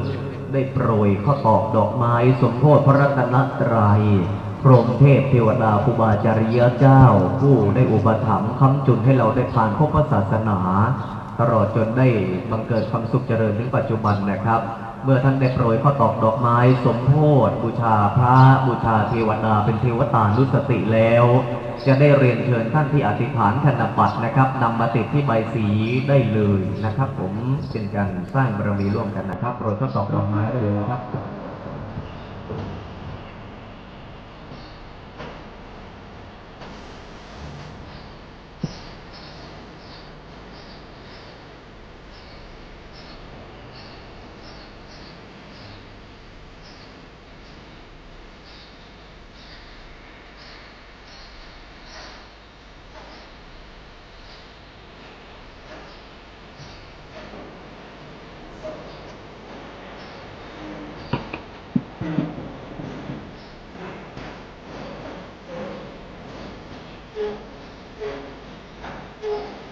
สิทธมัตถุสิทธมัตถุสิทธมัตถุอิมังราเมตัสมิงรัตนัตยสมิงสัมปราสาทนเจตโสขออิทธิพลทั้งปวงดังกล่าวมานี้ด้วยความที่ข้าพเจ้าเริ่มใสในพระรัตนตรัยต้องมันสำเร็จพันสำเร็จพันสำเร็จพันสำเร็จสำลิดก็จงสำเร็จตามความประสงค์จงทุกประการเดินบัดนี้มงคลพิธีในส่วนแห่งการในบูชาพระรัตนตรัยเป็นเทวพระตานุสติบูชาเทพเทวดาทั้งหลายได้บริบูรณ์ครบถ้วนดีแล้วได้ขอเปลี่ยนเวรประเคนใหม่ให้ท่านศาสนพิธีได้ดำเนินในการเจริญพระพุทธมนต์ตลอดจนดำเนินศาสนพิธีตามลำดับแต่เพื่อความราบรื่นเพื่อความเป็นไปโดยเรียบง่ายของบุคคลพิธีในลำดับต่อไปนะครับก็เรียนเชิญท่านศาสนพิธีท่านในความเคารพนะครับ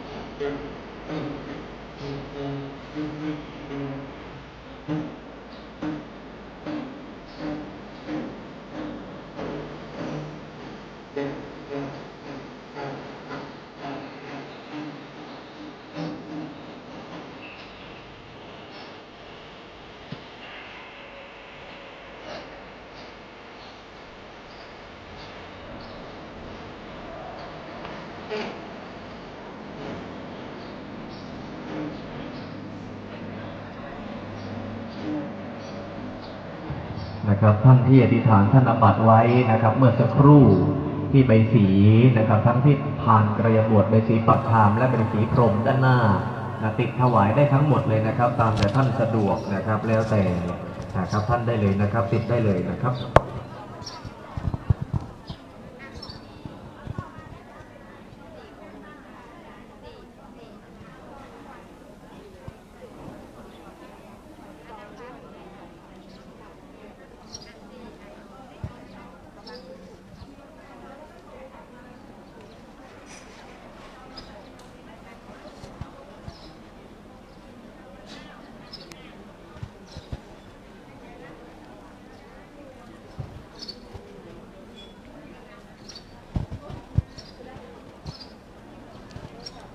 นะครับขออนุญาตนะครับ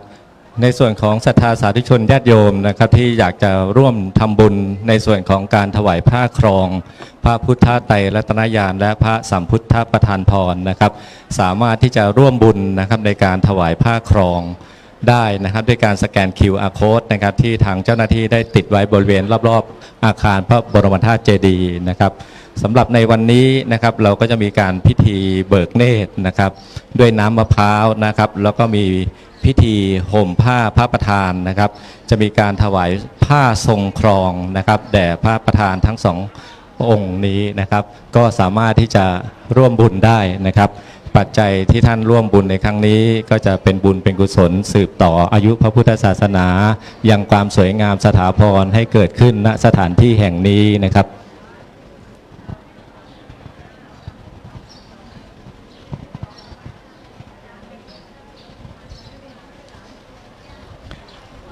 นะครับท่านที่มาร่วมงานอัญเชิญพระพุทธรูปในวันนี้นะครับก็จะได้พบเห็นกับสิ่งที่สวยงามที่เป็นมงคลนะครับเริ่มตั้งแต่เราทำพิธีบวงสรวงกับเทพเทวดาสิ่งศักดิ์สิทธิ์ณสถานที่แห่งนี้นะครับเมื่อเสร็จพิธีบวงสรวงแล้วนะครับเราก็จะเข้าสู่พิธีในขั้นตอนจะอัญเชิญพระพุทธรูปขึ้นประดิษฐานนะครับซึ่งในขั้นตอนอัญเชิญพระพุทธรูปขึ้นประดิษฐานนั้นนะครับเราก็จะมีพิธีนะครับโบราณราชประเพณีนะครับเป็นพิธีเบิกเนตรด้วยน้ำมะพร้าวนะครับกับพระพุทธไตรรัตนญาณและพระสัมพุทธประธานพรนะครับโดยพระเดชพระคุณพระราชภาวนาวชิรยานวิประธานฝ่ายสงฆ์นะครับซึ่งในขณะนั้นพระสงฆ์ทั้งมวลก็จะได้เจริญพระชัยมงคลคาถานะครับนอกจากนั้นเราก็จะมีพิธีถวายผ้าทรงครองนะครับ แล้วก็ถวายอาหารบิณฑบาตแด่พระพุทธเจ้านะฮะเพื่อเป็นการบูชาคุณพระพุทธพระธรรมพระสงฆ์นะครับพระบริสุทธิคุณพระปัญญาธิคุณพระกรุณาธิคุณนะครับการที่เราได้มีโอกาสมาร่วมบุญใหญ่ในครั้งนี้ด้วยการสร้างพระประธานขึ้นประดิษฐานที่วัดป่าชัยมงคลทั้งสององค์ด้วยกันนะครับก็ได้รับความเมตตาจากพระเดชพระคุณนะครับพระราชภาวนาวิชิตญาณนะครับเป็นผู้ที่ประทานพระนามของพระพุทธรูปสององค์นี้นะครับและในส่วนพระพุทธสัมพุทธประธานพรนะครับที่จะประดิษฐานที่ศาลาอิ่มบุญนั้นก็เป็นพระเททองหล่อที่วัดมเหยงนะครับที่ผ่านมาโดยมีพระเดชพระคุณเจ้าคุณหลวงพ่อวัดมเหยงเป็นองค์ประธานให้การอุปถัมภ์นะครับก็เป็นบุญเป็นมงคลสำหรับวัดป่าชัยมงคลนะครับเป็นกำลังใจให้กับพระครูสมุทวีเกตุธรรมโมนะครับเราก็ได้รับนิมนต์นะครับกับพระสงฆ์สมณศักดิ์ที่จะมาร่วมเจริญชัยมงคลคาถาในวันนี้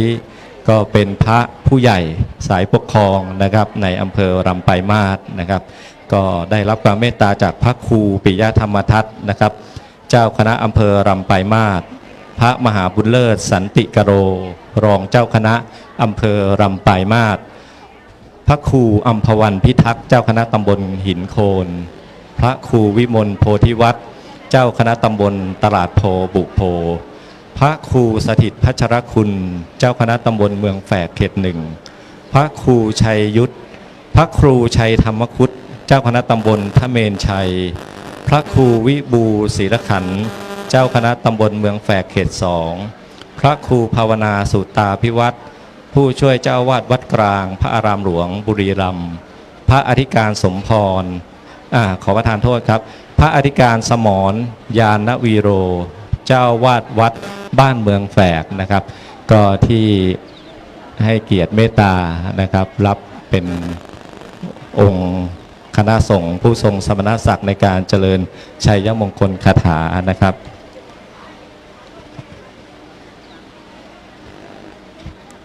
ขอเชิญชวนหมู่ญาติมิตรประกาศกรนะครับบำเพ็ญทานเสริมสร้างทางกุศลขอเชิญชวนมวลหมู่ประชาสาธุชนร่วมกุศลเลิศล้ำด้วยทำทานได้เป็นศีลทานนามัยดังหมายมุ่งเพื่อบำรุงวัดไว้อย่าไหวหวั่น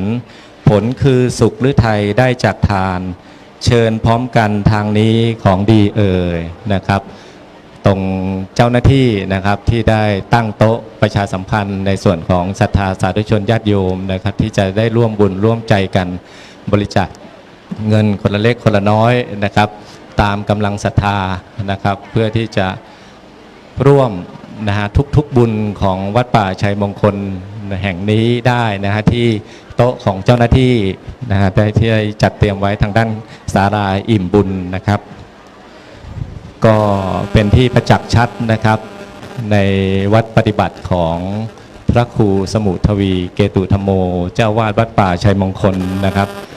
ก็ได้มีการบริหารจัดการงานของวัดนะครับนำพามาความเจริญมาสู่ท้องถิ่นวัดป่าชัยมงคลเป็นศูนย์รวมจิตใจให้กับประชาชนในพื้นที่นะครับยังได้รับความเมตตาอนุเคราะห์จากพระเถรานุเถระชั้นผู้ใหญ่หลายรูปด้วยกันนะครับเดินทางกันมาในที่ไกลๆนะครับทางพระมหาสมปองก็มาจากจังหวัดอุดรนะครับพระครูพนัสบุรารักษ์นะครับก็มาจากจังหวัดชลบุรีนะครับแล้วก็เป็นมงคลจริงๆนะครับในวันนี้พระสงฆ์พระเถรานุเถระมาพร้อมกันณสถานที่แห่งนี้นะครับ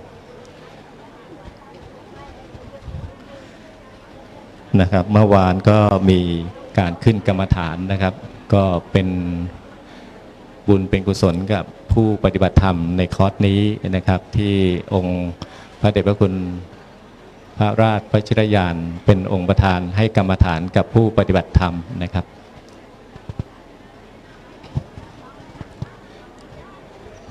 บก็ด้วยความเมตตานะครับ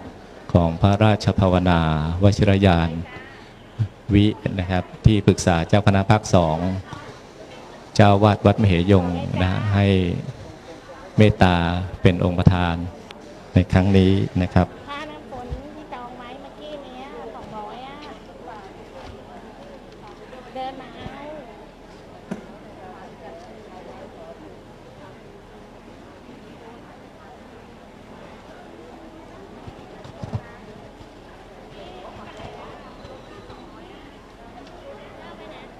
ก็เดี๋ยวเวลาเขาเรียกแล้วเราก็ถวายไงต่างครับ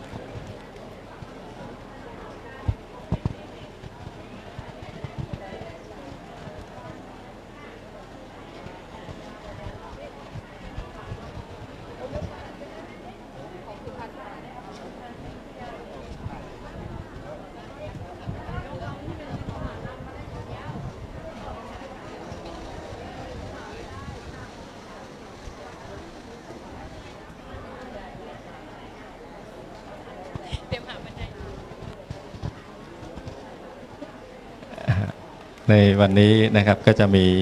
ช่วงของการเบิกพระเนตรด้วยน้ำมะพร้าวนะครับโดย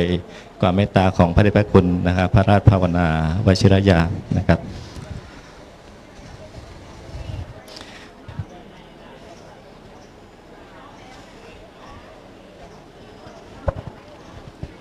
ไม้เบิกเนตรยังไง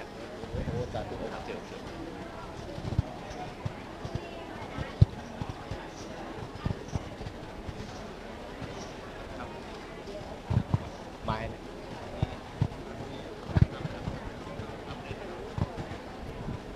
นะครับในวันนี้ก็ได้รับความเมตตาจากพระมหาสมปองนะครับท่านเป็นผู้ให้คำแนะนำให้คำปรึกษากับพระครูสมุทวีเกี่ยวกับขั้นตอนพิธีในการอัญเชิญพระพุทธรูปในครั้งนี้นะครับพระมหาสมปองนะครับพระอาจารย์ใหญ่ฝ่ายบาลีวัดมหาธาตุนะครับท่านจำพรรษาอยู่ที่วัดวิหารธรรมอำเภอน้ำโสมจังหวัดอุดรธานีนะครับ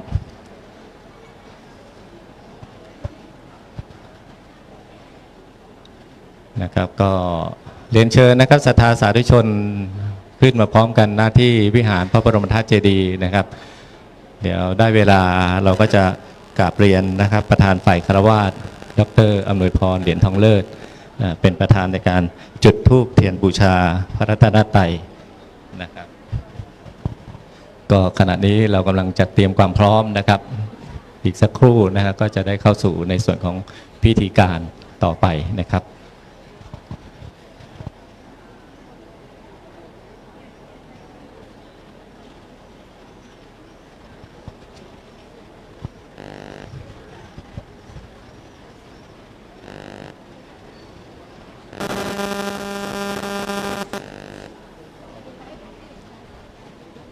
แล้วก็เมตตานะครับขณะนี้นะทางเจ้าหน้าที่พิธีกรรมนะได้กำลังแจกจ่ายนะครับได้มงคลนะครับเพื่อที่จะให้ทุกคนทุกท่านได้มีโอกาสร่วมบุญกันนะครับสำหรับท่านที่อยู่ในศาลานะครับท่านที่อยู่ด้านนอกนะฮะก็น้อมจิตน้อมใจนะครับก็ได้มงคลนะครับก็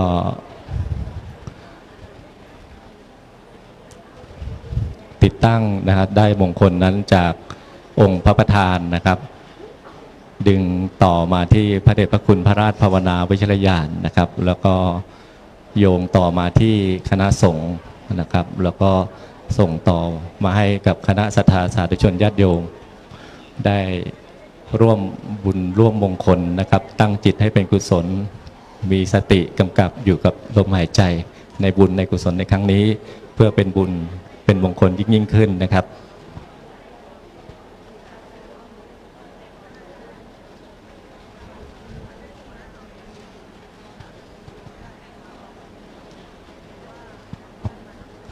นะครับ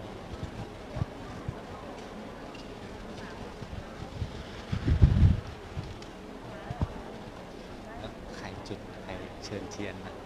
ไฟแช็กยังไม่มีตรงนี้ยังไม่มีไฟแช็กเลยมีเวลาเดี๋ยวพี่คณะก็เป็นคนส่งให้ใช่พี่คนเดิมครับไฟแช็กยังไม่อยู่ส่องจากตามันเลยก็ได้เขาไปส่องจากตามันส่องจาก ตาใช่ใช่เพราะว่าผมก็ยังไม่ได้ดูเลยไม่ใช่กล้องเรา นะครับวัดป่าชัยมงคลแห่งนี้นะครับต่อไปเมื่อเสร็จสมบูรณ์แล้วนะครับ ก็จะเป็นศูนย์การปฏิบัติวิปัสสนากรรมฐานนะครับ แล้วก็ศูนย์การเรียนศึกษาเรียนรู้พระปริยัติธรรมนะครับ ก็ด้วยจิตศรัทธานะครับของคณะเจ้าภาพนะครับ ท่านดร.อำนวยพรเหรียญทองเลิศนะครับที่ได้มีความศรัทธาตั้งมั่นในพระพุทธศาสนานะครับ แล้วก็ได้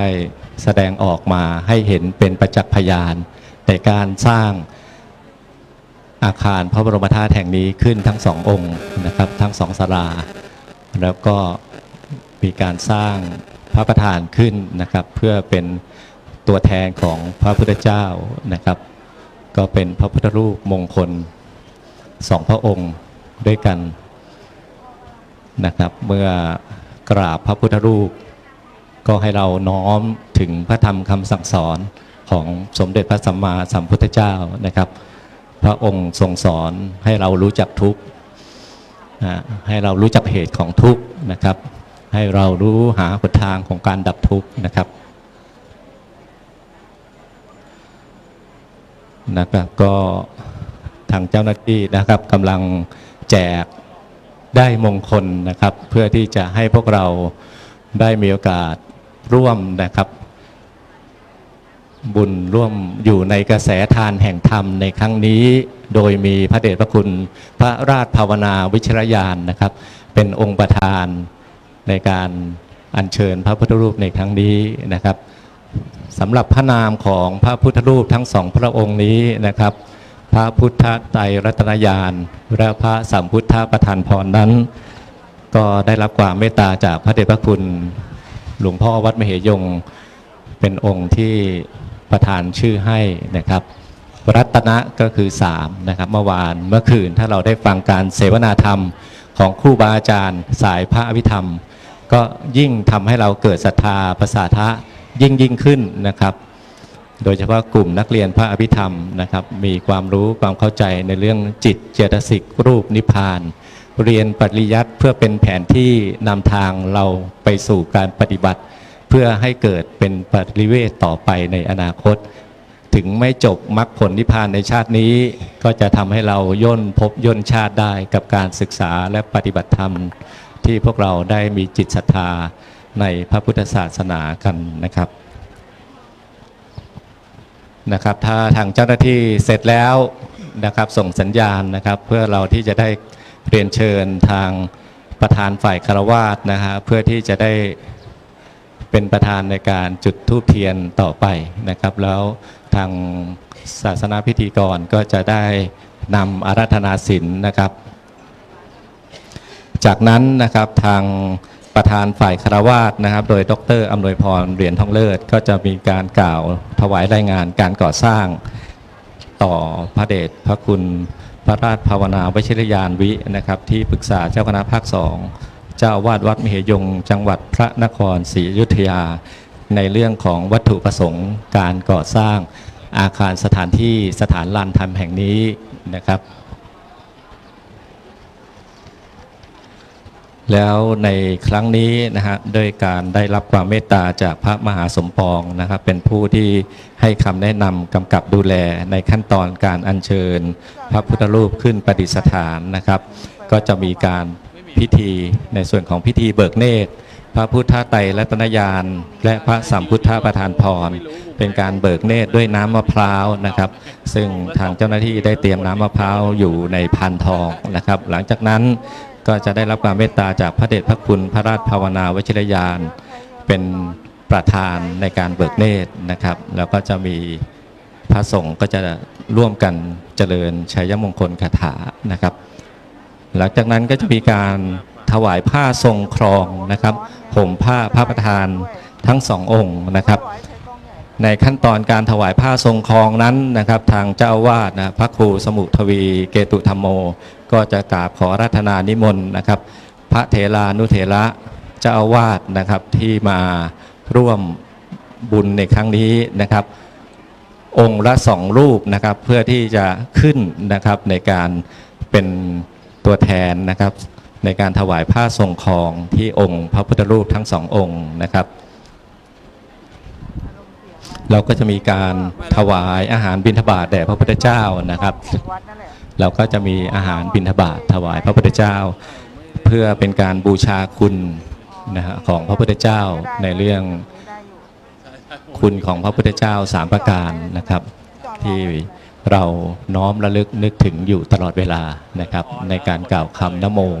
ขอแสดงความนอบน้อมต่อสมเด็จพระสัมมาสัมพุทธเจ้านะครับ ใช้ไม่โค้งแล้วเขาไม่ใช่กล้องเรา แล้วเราซูมมันก็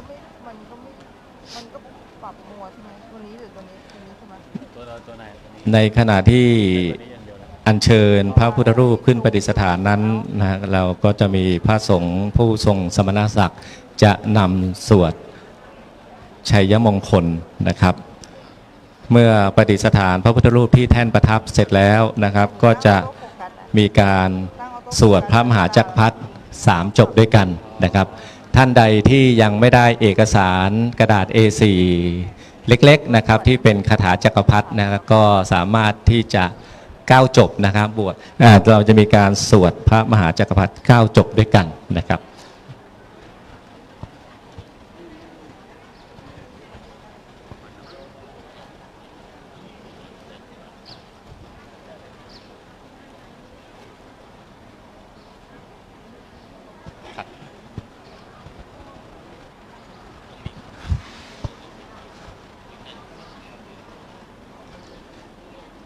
นะครับก็ขณะนี้พิธีพร้อมแล้วก็ขอเรียนเชิญนะครับ ประธานในพิธีนะฮะดร.อำนวยพรเหรียญทองเลิศนะครับ เป็นประธานในการจุดธูปเทียนบูชาพระรัตนตรัยขอเรียนเชิญครับ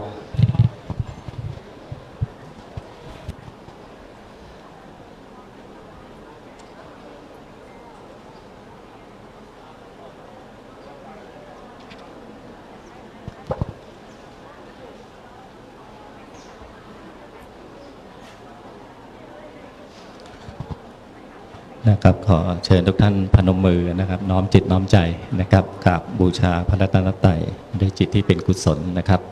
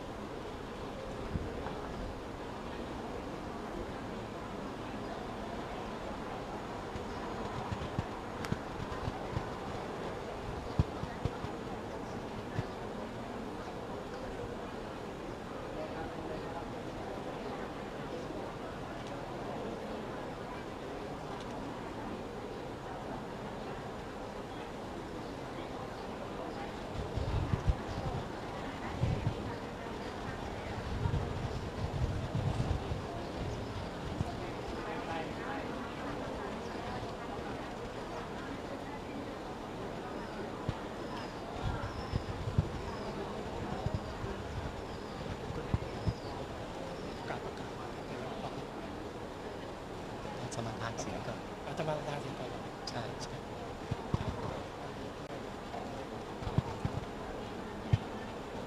นะครับก็ขอเรียนทุกท่านนะกล่าวคำบูชาพระรัตนตรัยพร้อมกันนะครับขออนุญาตเป็นต้นเสียงนะครับ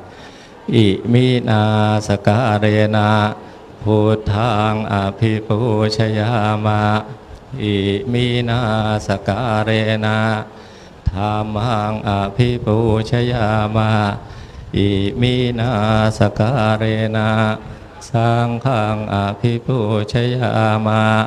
อะระหังสัมมาสัมพุทโธภควา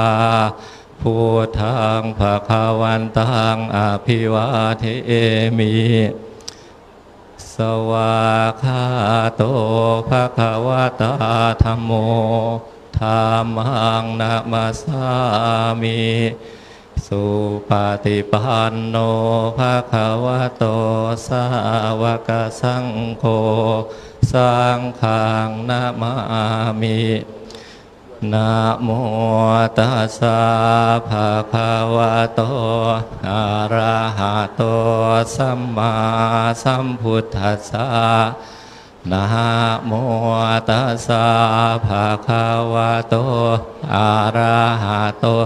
สัมมาสัมพุทธัสสะนะโมตัสสะอะระหะโตสัมมาสัมพุทธัสสะเดี๋ยวขอเชิญทุกท่านกล่าวคำอาราธนาศีลห้านะครับสำหรับศรัทธาสาธุชนที่มาร่วมบุญในครั้งนี้นะครับมะยังพันเตวิสุงวิสุงราคณาทายาติสรเนนะสหปัญจศีลานิยาจามะทุติยามปิมะยังพันเตวิสุงวิสุงราคณาทายาติสรเนนะสหปัญจศีลานิยาจามะตาติยามปิมายังพันเตวิสุงวิสุงรักขณาทายาติสรเนนะสห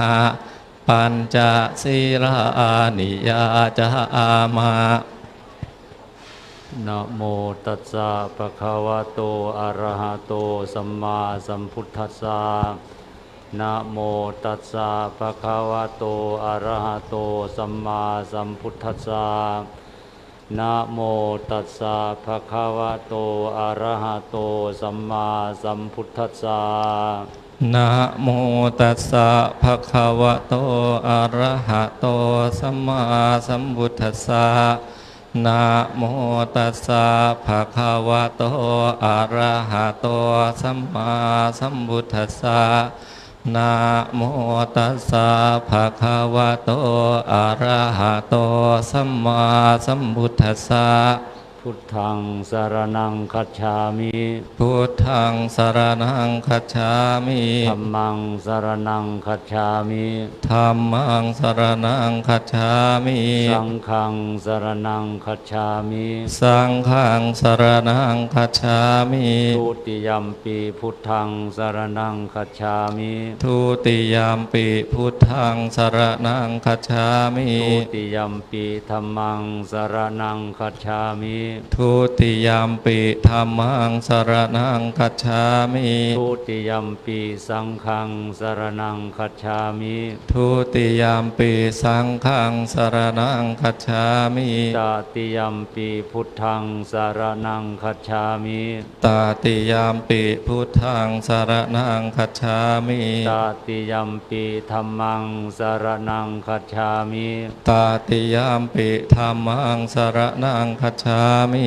ตติยัมปีสังฆังสรณังคัจฉามิ ตติยามปิสังฆังสรณังคัจฉามิ ปานาติปาตาเวรมณีสิกขาปะทังสมาธิยามิ ปานาติปาตาเวระมณีสิกขาปะทังสมาธิยามิ อาทินนาทานาเวรมณีสิกขาปะทังสมาธิยามิ อาทินนาทานาเวระมณีสิกขาปะทังสมาธิยามิ กาเมสุมิชาจาราเวรมณีสิกขาปะทังสมาธิยามิ กาเมสุมิชฌาจาราเวระมณีสิกขาปะทังสมาธิยามิ มุสาวาทาเวรมณีสิกขาปะทังสมาธิยามิ มุสาวาทา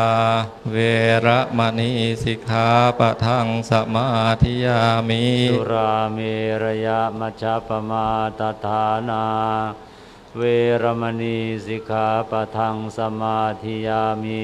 สุราเมรยมัชฌะปมาทัฏฐานาเวระมณีสิกขาปะทังสมาธิยามิ มานิปัญจสิกขาปทานิสีเลนะสุขติงยันติ สา สี ธุ เลนะโภคสัมปทา สาธุ สีเลนะนิพุติงยันติตัสสมาสีลังวิโสทะเย สาธุนะครับในลำดับต่อไปนะครับ ขอเรียนเชิญนะครับ ดร.อำนวยพรเหรียญทองเลิศนะครับกล่าวรายงานการก่อสร้างถวายต่อพระเดชพระคุณพระราชภาวนา วชิรยานวิที่ปรึกษาเจ้าคณะภาค2เจ้าอาวาสวัดมเหยงจังหวัดพระนครศรีอยุธยานะครับในเรื่องวัตถุประสงค์ของการก่อสร้างในครั้งนี้นะครับขอเรียนเชิญครับ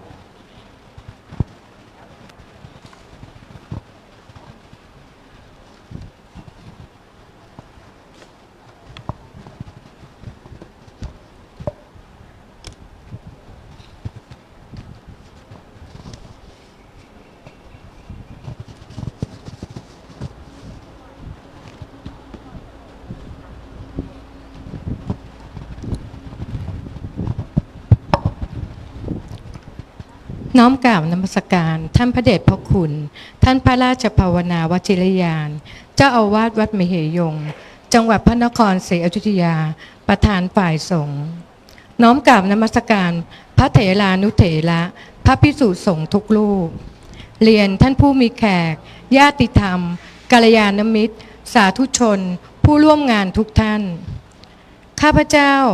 ดร.อำนวยพรเหรียญทองเลิศประธานฝ่ายคฤหัสถ์และเจ้าภาพดำเนินการก่อสร้างขอถวายรายงานต่อท่านพระเดชพระคุณพระราชภาวนา วชิรยานประธานฝ่ายสงฆ์ถึงวัตถุประสงค์ของการจัดงานในครั้งนี้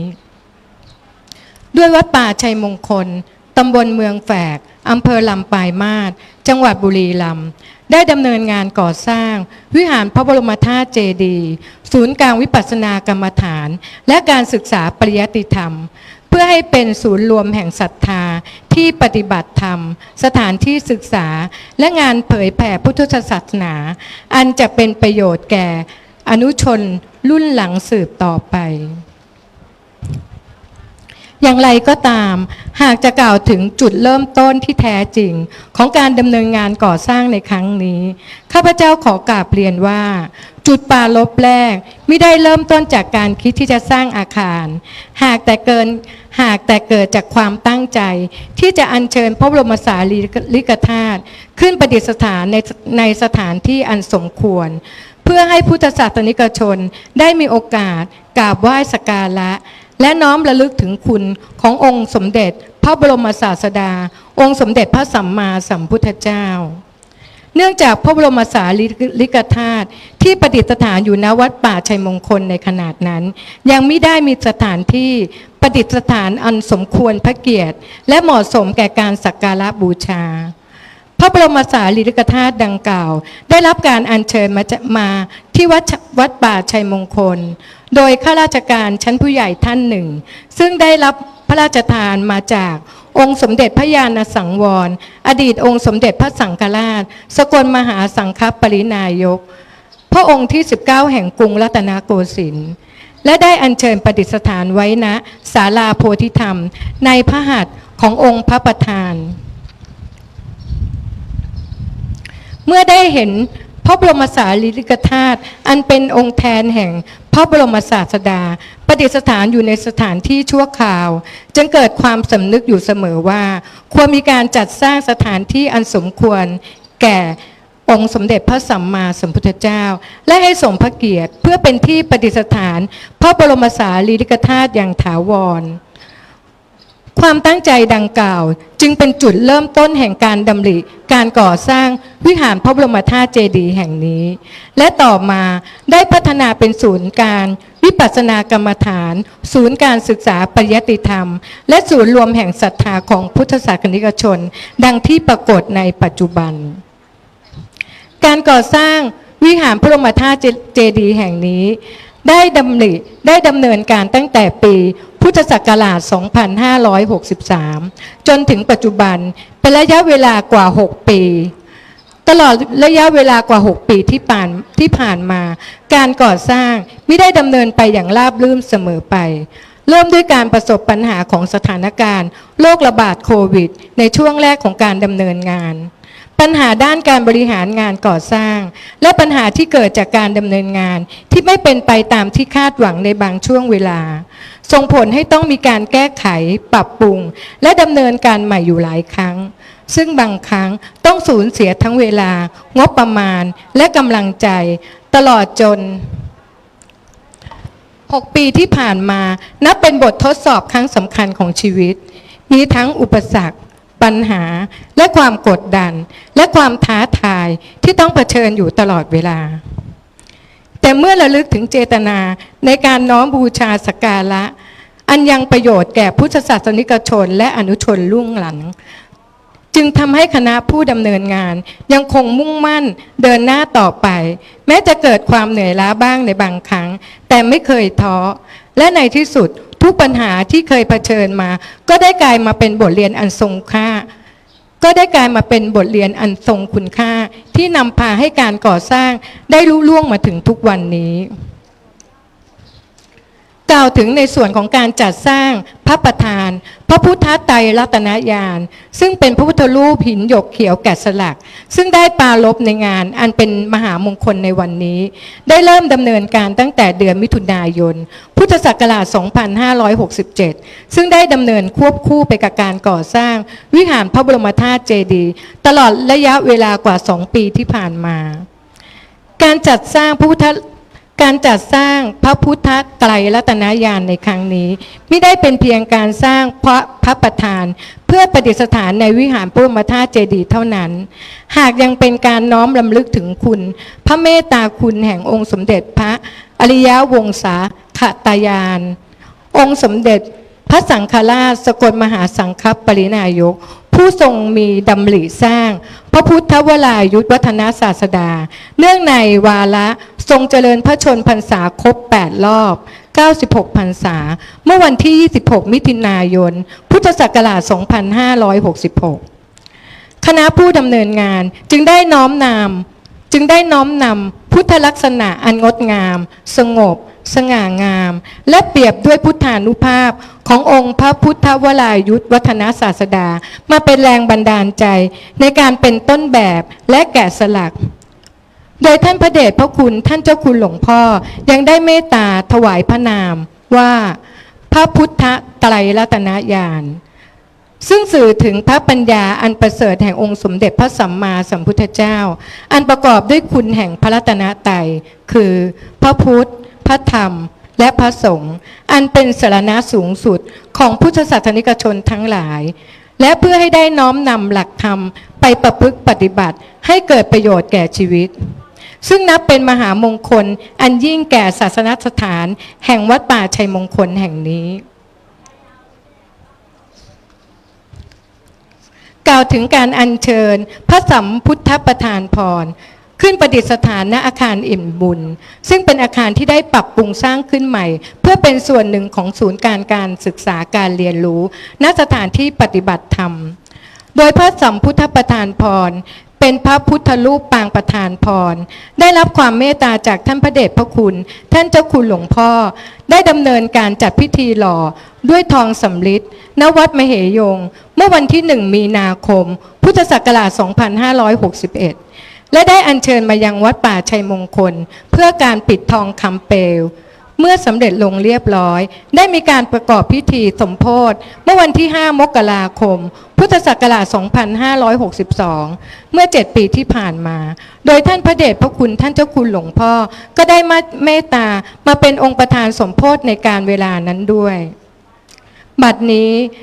การสร้างพระพุทธไตรรัตนญาณและพระสมพุทธประธานพรได้สำเร็จบริบูรณ์งดงามสมตามเจตนาของคณะผู้สร้างซึ่งพร้อมที่จะอัญเชิญขึ้นประดิษฐานณวิหารพระบรมธาตุเจดีย์ก่อนที่งานก่อสร้างจะเข้าสู่ขั้นตอนปิดผนังโดยรอบและดำเนินงานตกแต่งภายในอาคารในลำดับต่อไปนับเป็นวาระอันเป็นมหามงคลยิ่งของวัดป่าชัยมงคลและพุทธศาสนิกชนทั้งหลายที่ได้ร่วมเป็นสักขีพยานในพิธีอัญเชิญพระประธานขึ้นประดิษฐานณศาสนสถานอันสำคัญแห่งนี้ในการนี้คณะผู้จัดงานมีความปราบปลื้มและสำนึกในคุณเป็นอย่างยิ่งที่พระเดชพระคุณพระราชพานาวชิรยานได้เมตตารับเป็นองค์ประธานฝ่ายสงฆ์ในการประกอบพิธีอันเป็นมหามงคลครั้งนี้พิธีอัญเชิญพระพุทธไตรรัตนญาณและพระสัมพุทธประธานพรในครั้งนี้ไม่ได้เป็นเพียงอัญเชิญพระพุทธรูปขึ้นประดิษฐานใน สถานแห่งนี้เท่านั้น หากยังเป็นสัญลักษณ์แห่งความสำเร็จและแรงบันดาลใจของความสามัคคีและความเสียสละของคณะสงฆ์และศิษยานุศิษย์และพุทธศาสนิกชนผู้ที่มีจิตศรัทธาทุกท่านอีกทั้งยังเป็นก้าวสำคัญของการพัฒนาศาสนสถานแห่งนี้ให้เป็นศูนย์กลางของการปฏิบัติวิปัสสนากรรมฐานแห่งที่ 89 ของบุรีรัมย์และเป็นศูนย์กลางแห่งการศึกษาพระปริยติธรรมและการเผยแผ่พระสัทธรรมซึ่งจะยังประโยชน์แก่พุทธศาสนาและพุทธบริษัททั้งหลายสืบไปในนามของคณะผู้จัดงานและศิษยานุศิษย์พุทธศาสนิกชนทุกท่านขอยก10 นิ้วพนม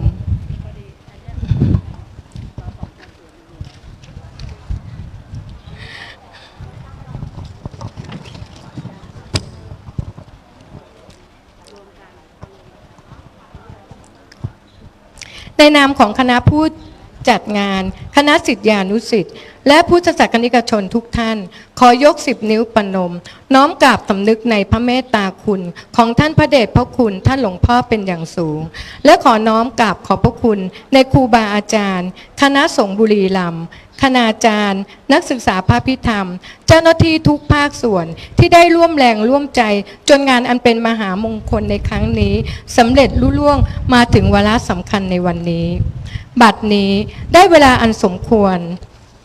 ข้าพเจ้าดร.อำนวยพรเหรียญทองเลิศในนามประธานฝ่ายคฤหัสถ์พร้อมด้วยคณะผู้จัดงานทุกฝ่ายขอกราบนิมนต์ท่านพระเดชพระคุณท่านพระราชภาวนาวชิรยานประธานฝ่ายสงฆ์ได้โปรดเมตตาประกอบพิธีอันเป็นมหามงคลและเมตตาโปรดให้โอวาทแก่สาธุชนทั้งหลายเพื่อความเป็นสิริมงคลแก่ชีวิตและเพื่อเป็นแนวทางในการประพฤติปฏิบัติธรรมสืบต่อไปขอน้อมกราบนมัสการมาด้วยความเคารพอย่างสูงเจ้าค่ะ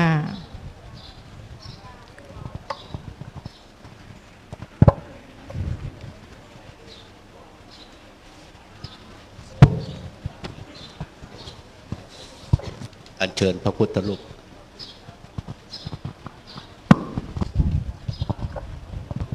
นะครับก็จะเข้าสู่ในช่วงของอัญเชิญพระพุทธรูปก่อนนะครับก็เมื่อในช่วงของขั้นตอนการอัญเชิญพระพุทธรูปนะครับพระสงฆ์ทรงสมณศักดิ์ก็จะได้เจริญชัยมงคลคาถานะครับก็ขออนุโมทนาบุญนะครับทุกคนทุกท่านนะครับน้อมจิตน้อมใจเป็นมหากุศลร่วมกันในครั้งนี้นะครับ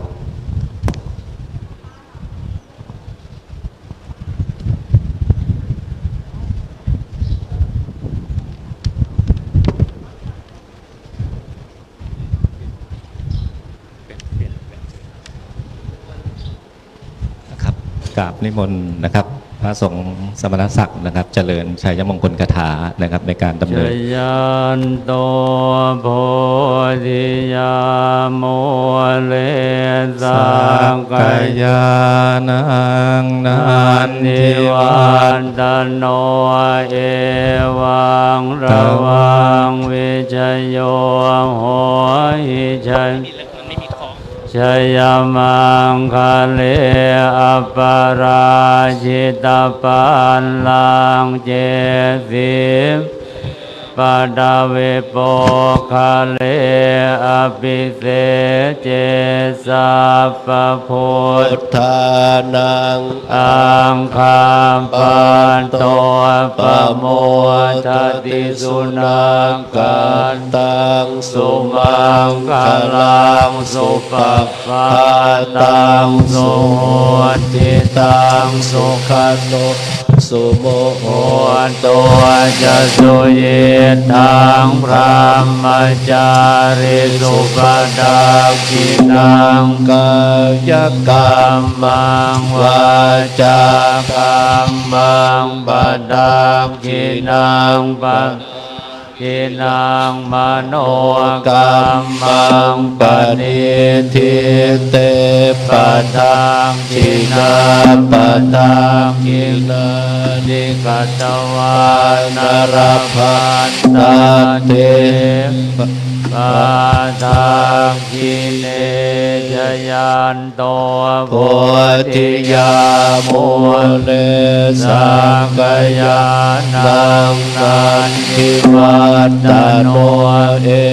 วังตวังวิจโยโหหิจยา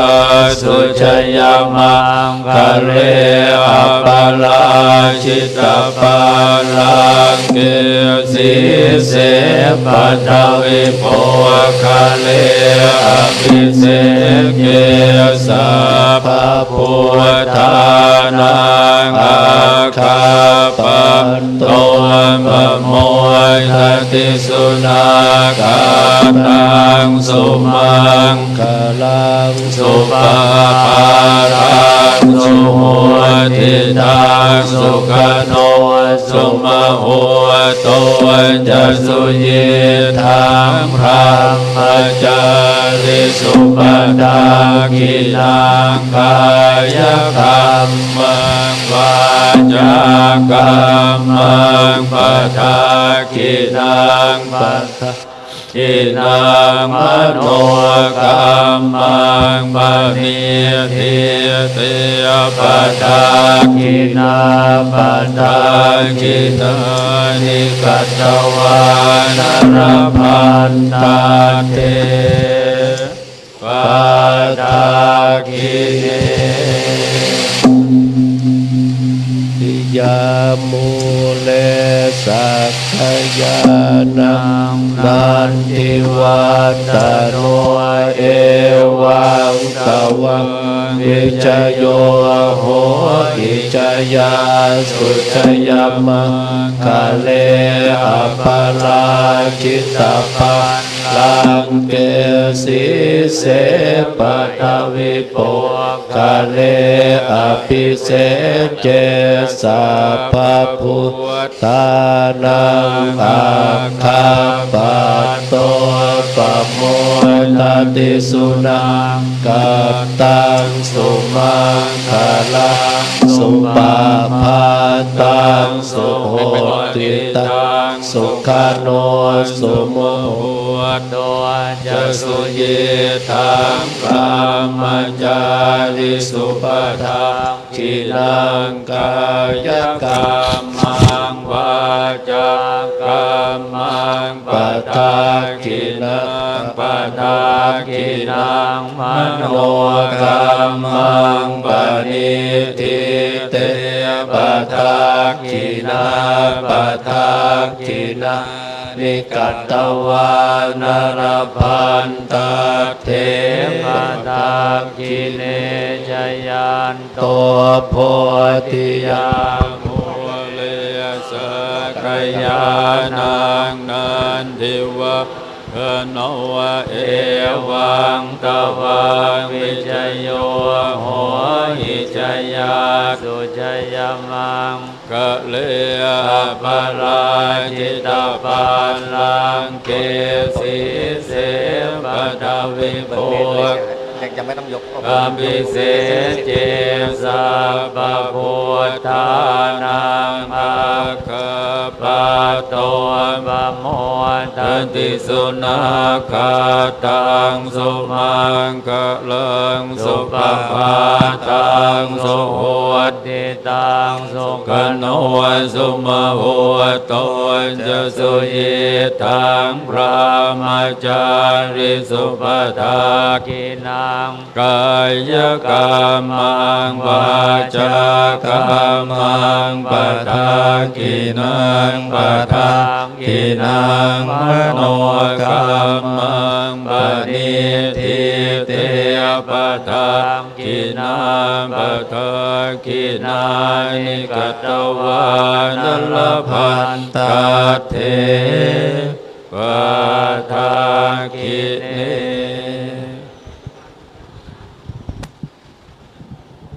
ในลำดับต่อไปนะครับกราบอาราธนมนต์นะครับ อาราธนานิมนต์พระเดชพระคุณหลวงพ่อพระราชภาวนาวชิรยานนะครับ เป็นองค์ประธานในพิธีเบิกเนตรนะครับ พระพุทธไตรรัตนญาณนะครับ ก็ให้พวกเรานะฮะน้อมจิตน้อมใจให้เป็นบุญเป็นกุศลนะครับ ขณะนี้นะครับโดยความเมตตาของพระเดชพระคุณพระราชภาวนาวชิรยานนะครับ เป็นองค์ประธานในการเบิกเนตรด้วยน้ำมะพร้าวนะครับ ชยันโตโมทิยาโมเลสักยานังนาเทวตาโนเอวังกวังวิจโยโหหิจยาสุจยามังคะเลปะลังจิตาปันลังเกสีเสปัทวิโภคะเลปิเสเยสะปะพุทธานังอาคาปะโตปะโมยตติสุนาคาตังสุมังสุปภาตังสุโหติตังสุขโนสมโหตจะสุยิทังพระมจาริสุปทาคินังกายกรรมังวาจากรรมังปัฏฐาคินังปัฏฐาคินังมโนกรรมังปฏิเทเตปัฏฐาคินาปัฏฐาคินานิกัตตวานลภันตัตเถปัฏฐาคิเนนะครับก็อนุโมทนาสาธุนะครับในลำดับต่อไปนะครับก็จะทำพิธีห่มผ้าถวายผ้าทรงครองนะฮะแต่พระพุทธไตรรัตนญาณนะครับก็จะทำพิธีนะครับห่มผ้าทรงครองนะฮะถวายแด่พระพุทธไตรรัตนญาณนะครับโพธิยาโมเลสักยานังนันทิวาทโนเอวังตวังวิจโยโหหิจยาสุจยมังคะเลปะลาจิตาปัลลังเกสีเสปัทวิโภคะเลอภิเสเกสะภะพุทธานังอาคาปะโตปะโมยทติสุนาคาตังสุมังคะลังสุปภาตังสุโหติตังสุขโนสุมโหโตจะสุยิ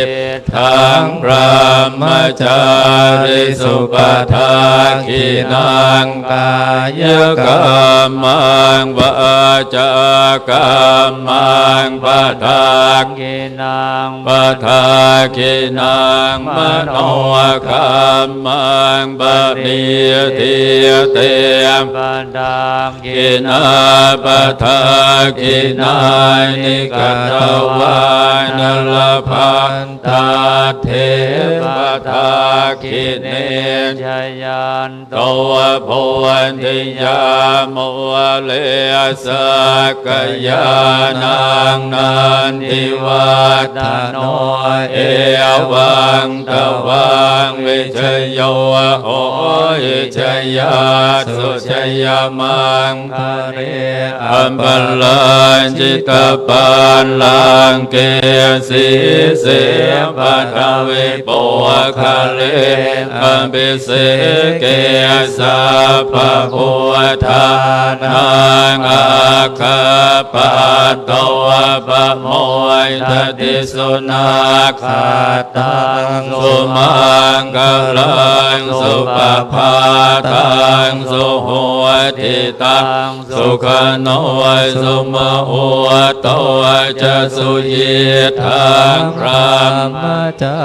ริสุปทากินังกา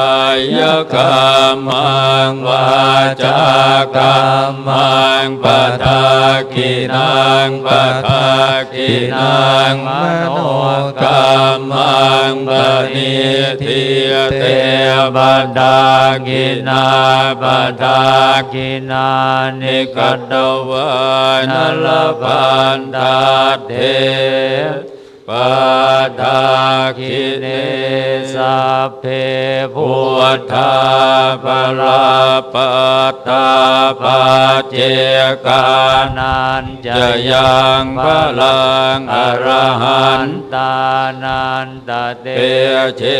นราคังพันธามิสัพพโส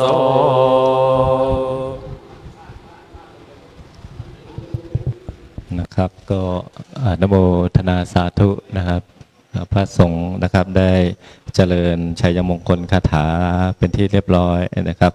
ขณะนี้ก็อยู่ในช่วงระหว่างที่ถวายพระสงฆ์ของแด่พระพุทธไตรรัตนญาณนะครับ โดยคณะเจ้าภาพศรัทธานะครับก็มีการถวายผ้าทรงครองนะฮะโดยเจ้าวาดวัดป่าชัยมงคลนะครับพระครูสมุทวีเกตุธรรมโมและ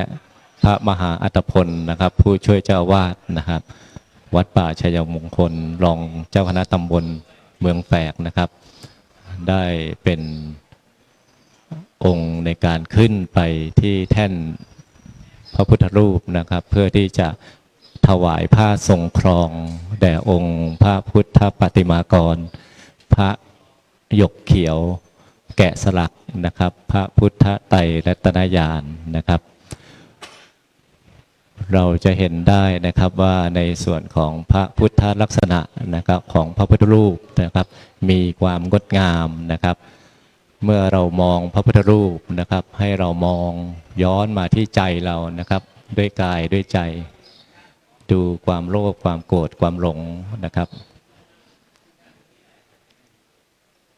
ขอตัวแทนนะครับจิตอาสาผู้ชายนะครับขอเก้าอี้มาที่แท่นพระหนึ่งได้แล้วนะครับได้แล้วครับอนุโมทนาสาธุครับ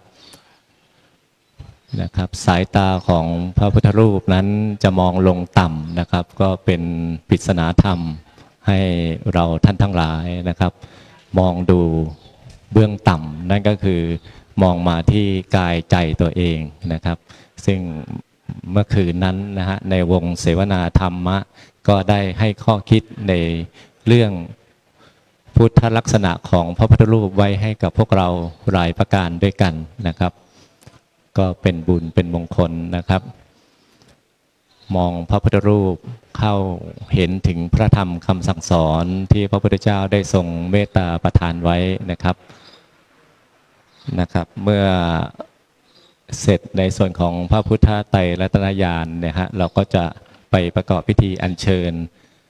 พระสัมพุทธประทานพรที่ศาลาอิ่มบุญนะครับขั้นนี้นะฮะอยู่ในช่วงของขั้นถวายผ้าทรงครองนะครับเราก็จะได้เห็นนะครับในส่วน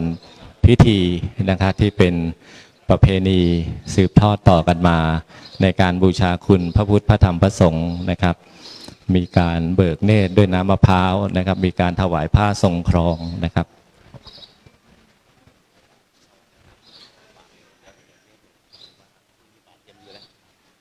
ให้คุณแม่ทั้งสองถวายบาตรนู่นช่วยกันถือของไปเตรียมฝั่งนู้นนะครับในส่วนที่เมื่อถวายผ้าทรงครองเสร็จเรียบร้อยนะครับเราก็จะสู่ในช่วงของการถวายบาตรนะครับถวายบาตรนะฮะถวายบาตรถวายอาหารนะครับเพื่อเป็นการบูชาพระพุทธเจ้านะครับด้วยพระบริสุทธิคุณพระปัญญาธิคุณพระมหากรุณาธิคุณนะครับ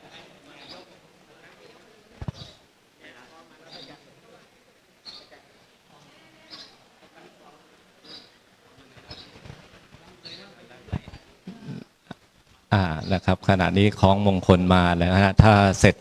ในเรื่องของการติดตั้งแล้วก็นะครับตีคล้องเป็นมงคลเพื่อเป็นเสียงนะครับน้อมถวายเป็นพุทธบูชาธรรมบูชาสังฆบูชาให้กับเทพเทวดาได้ยินได้รับทราบโดยกันในครั้งนี้นะครับในขั้นตอนต่อไปนะครับทางคณะเจ้าภาพก็จะได้มีการ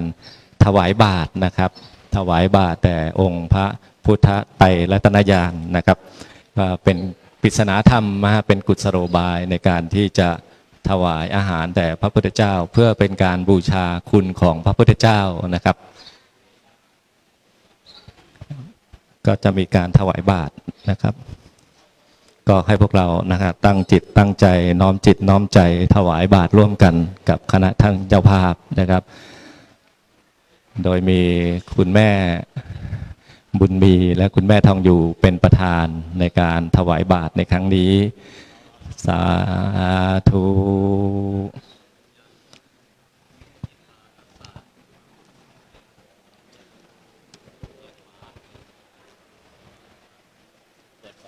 เปิดฝาครับเปิดฝาแม่เปิดฝาครับ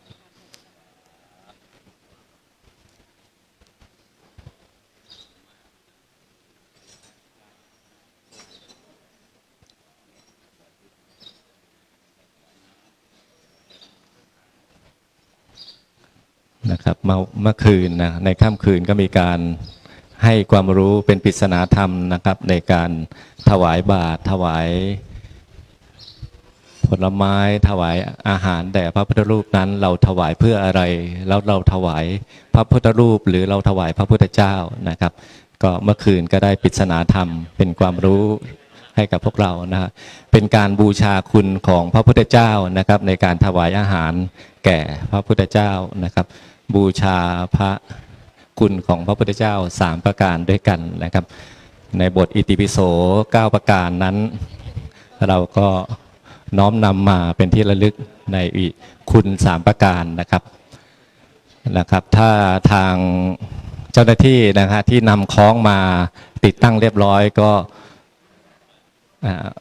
ตีคล้องเป็นอุดมมงคลฤกษ์นะครับ3จังหวะได้เลยนะครับก่อนที่เราจะเคลื่อนนะครับไป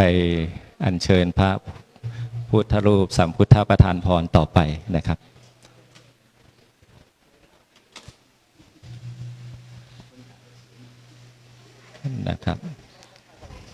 เสียงของกังวานนะครับนำพาให้จิตใจเรามีความร่มเย็นเป็นสุขนะครับด้วยพระธรรมคำสอนของพระพุทธเจ้านะครับ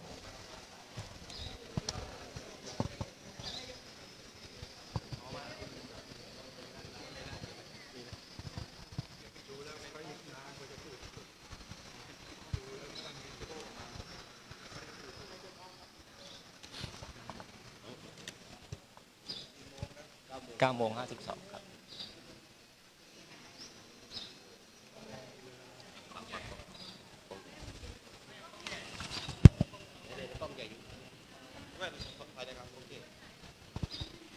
นะครับการอัญเชิญพระพุทธไตรรัตนญาณขึ้นประดิษฐานณแท่นประทับที่อาคารพระบรมธาตุเจดีย์องค์ที่1นะครับในวันนี้ก็สำเร็จรุ่ร่วงไปด้วยดีนำความปิติปลื้มปิติมาสู่พวกเราท่านทั้งหลายในครั้งนี้นะครับด้วยนะครับก็เสร็จแล้วนะครับองค์ตรงนี้ก็เสร็จเป็นที่เรียบร้อยนะครับเราจะประกอบพิธีอัญเชิญพระพุทธรูปองค์ที่2นะครับในส่วนของพระพุทธสัมพุทธประธานพรที่ศาลาอิ่มบุญนะครับซึ่งเป็นศาลาที่อยู่ทางด้านเรือนเล็กนะครับที่เราอยู่ทางด้านนี้นะครับพระสัมพุทธประธานพรซึ่งพระสัมพุทธประธานพรนั้นก็ได้มีพิธีเททองหล่อที่วัดมเหยงนะครับก่อนหน้านี้โดยพระเดชพระคุณพระราชภาวนาวชิรยานเป็นองค์ประธานนะครับและในวันนี้นะฮะเราก็ได้รับความเมตตาจากพระเดชพระคุณพระราชภาวนาวชิรยานมาเป็นองค์ประธานในพิธีอัญเชิญพระพุทธรูปขึ้นประดิษฐานนะครับ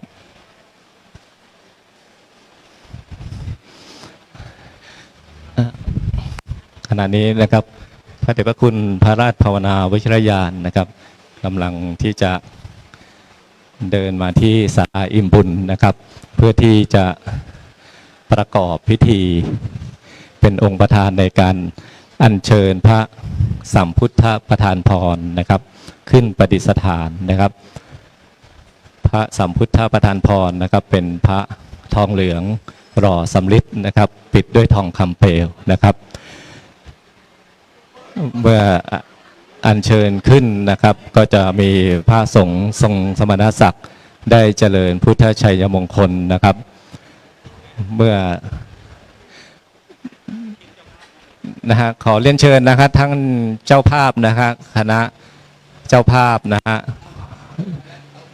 มาที่อาคารอิ่มบุญนะครับในการที่จะเตรียมในการถวายไม้เพื่อที่จะทำพิธีเบิกเนตร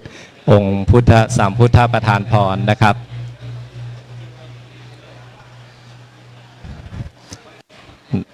บขณะนี้นะฮะทางเจ้าหน้าที่รถเคนนะครับกำลังดำเนินการเตรียมการในการที่จะอัญเชิญพระพุทธสัมพุทธประธานพรนะครับขึ้นประดิษฐานนะครับ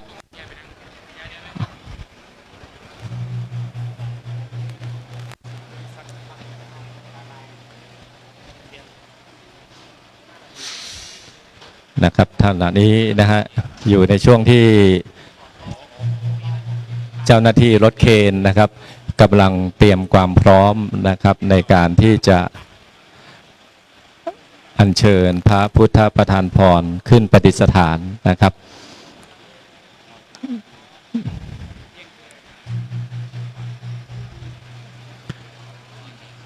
ด้วยพระพุทธสัมพุทธประธานพรเป็นพระพุทธรูปที่องค์ใหญ่มีน้ำหนักมากนะครับก็อยู่ในช่วงของเตรียมอุปกรณ์ในส่วนของรถเคนนะครับเปลี่ยนตัวอุปกรณ์เพื่อให้เหมาะสมกับน้ำหนักขององค์พุทธประธานพรนะครับ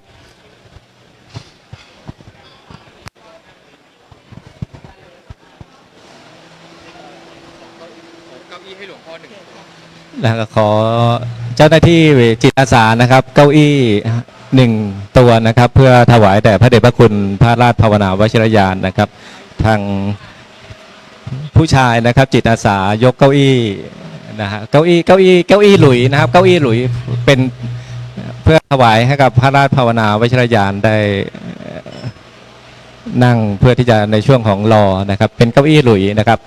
พร้อมผ้าปูอาสนะด้วยเลยครับนะสาธุครับ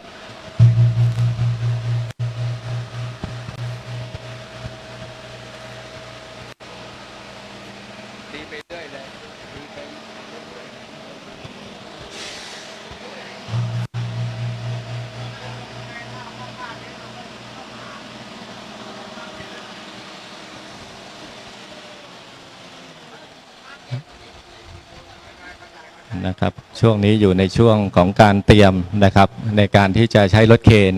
เกี่ยวองค์พระพุทธประธานพรขึ้นนะครับเมื่อมีความพร้อมแล้วนะครับก็ทางศาสนาพิธีกรก็จะให้สัญญาณกับคณะสงฆ์ผู้ทรงสมณศักดิ์ในการเจริญพระพุทธชัยมงคลต่อไปนะครับก็เป็นภาพปลื้มปิติเป็นมหามงคลกับเราทุกคนทุกท่านนะครับที่มาร่วมกันในสถานที่แห่งนี้นะครับไม่ใช่สิ่งที่เกิดได้ง่ายๆนะครับในสถานลานธรรมแห่งนี้ที่จะมีพระเถรานุเถระผู้ทรงคุณผู้ทรงสมณศีลนะครับที่สงบจากกิเลสหลายรูปหลายท่านด้วยกันได้เดินทางมาพร้อมกันณที่แห่งนี้โดยมีพระราชภาวนาวชิรยานเจ้าวาดวัดมเหยงเป็นองค์ประธานนะครับก็เป็นมงคลกับพวกเรานะครับที่จะได้พบเห็นนะครับพระสุปฏิปันโนพระสงฆ์ผู้ปฏิบัติดีปฏิบัติชอบนะครับเป็นสงฆ์ที่ควรแก่การสักการะบูชาเป็นพระสงฆ์ที่หมดจดจากกิเลสนะครับนำความปิติมาให้กับพวกเราท่านทั้งหลายนะครับที่ได้มีโอกาสชื่นชมกราบบารมีธรรมกับองค์ท่านนะครับกราบนิมนต์หลวงพ่อนะครับที่อาสนะสงฆ์นะครับ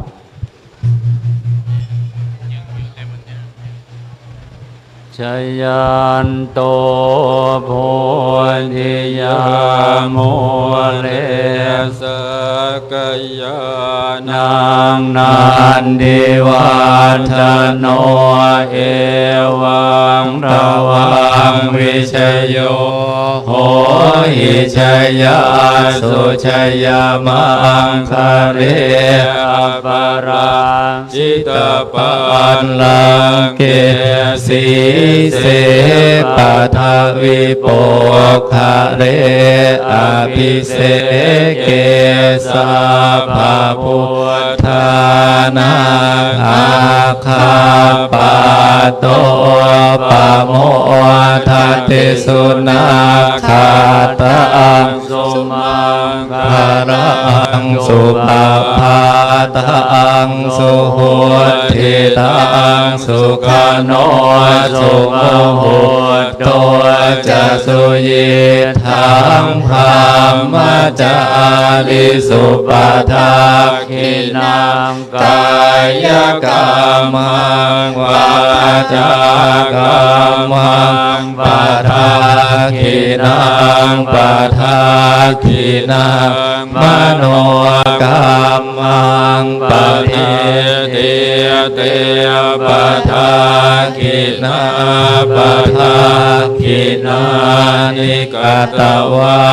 นรพันตาเทระตาคิเนชยันโตโพธิยามูเรสกยานังนันทิวัฒโนเอวังระวังวิชโยโหหิชยาสุชยามังคะเรหะปาราชิตาปันลังเกสีเสปัทวิโปคะเรอภิเสเกสัพพพุทธานังอาคาปะโตปะโมทัตติสุนาคาตังสุมังคารังสุปากังสุโหติตังสุขโนสุโมโหตุจะสุยิทังพามจาริสุปทาคินังกายกรรมังวาจากรรมังปะทาคินังปะทาคินังมโนกรรมังปานิทิเตปะทาคินาปะทาคินานิกตวานรพันตาเทปะทาคิเนชยันโตโพธิยามูเลสกยานังนันทิวัฒโนเอวังตวังวิชโยโหหิชยาสุชยามังคะเรอปาราชิตาปันลังเกสีเส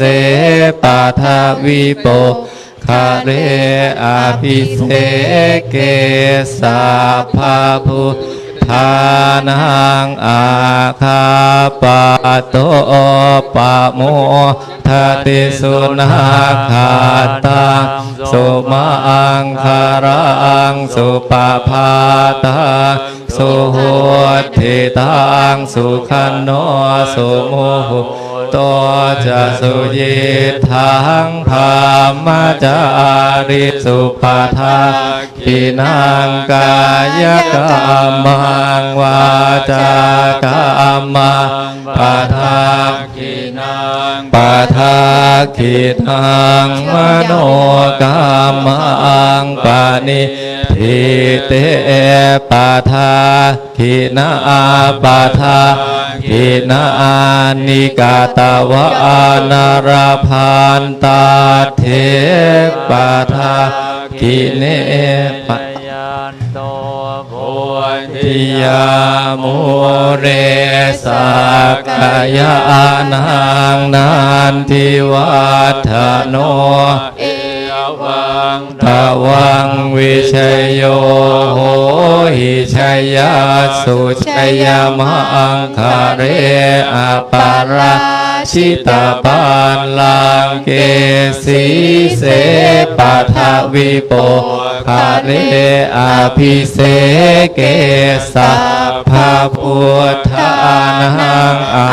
คาปาโต ปะโมทติ ติสุนาคาตังสุมังคารังสุปาพาตา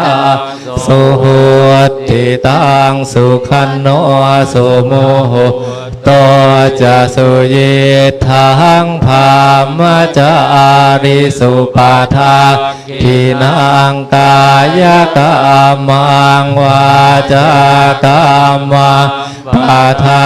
กินัง ปาทากินานิกา โต ปัมมังปะเนียเต เตปะทา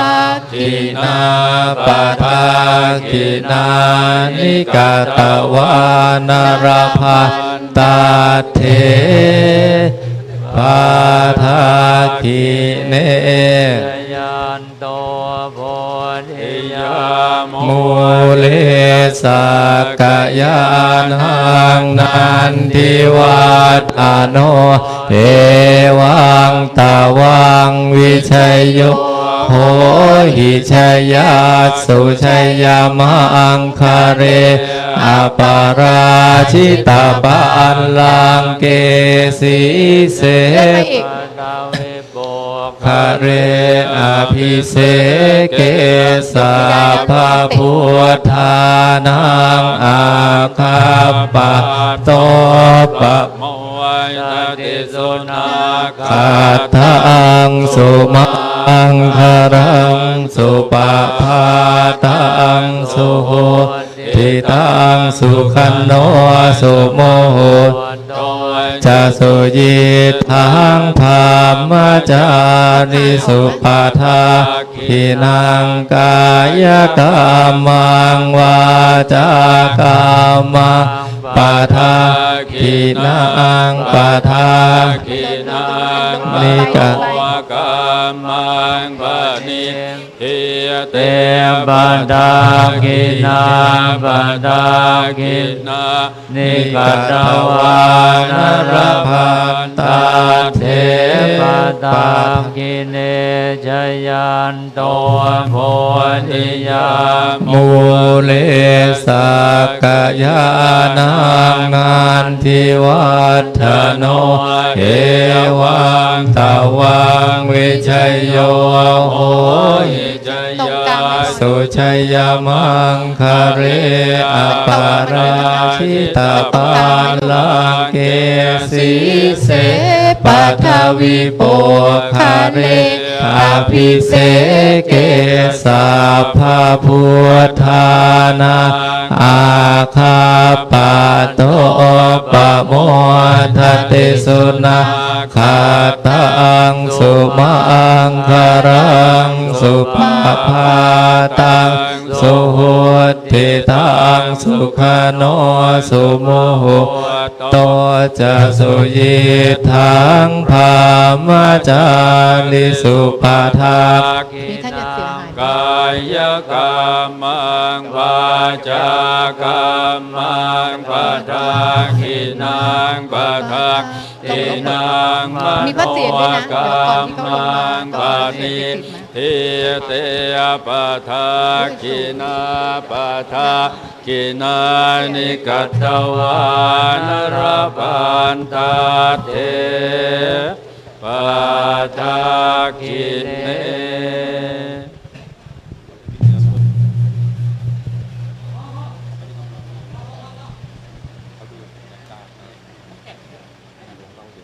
เอาผ่าน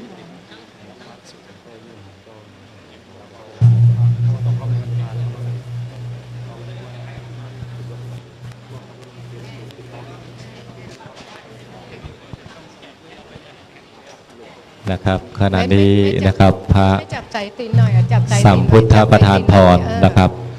ก็ได้อัญเชิญขึ้นสู่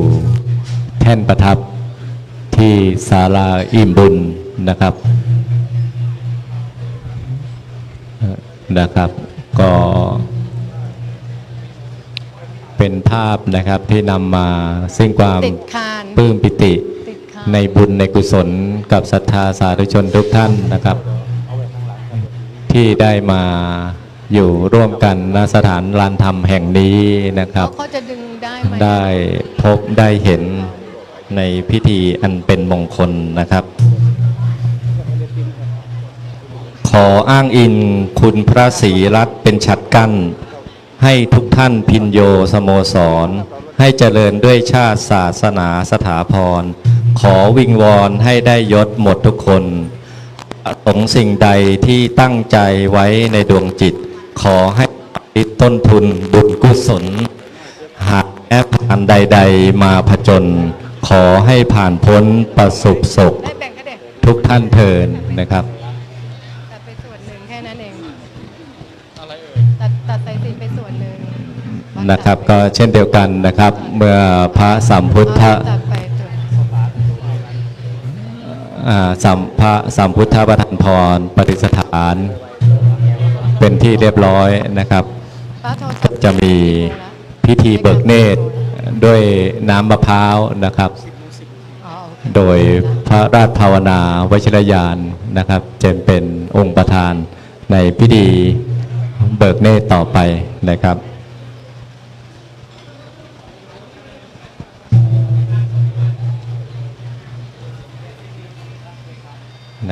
ขอเดชะแห่งกุศลผลอันนี้จงช่วยชี้แนวทางสว่างไสวัยถือกำเนิดเกิดทุกชาติจงปราดภัย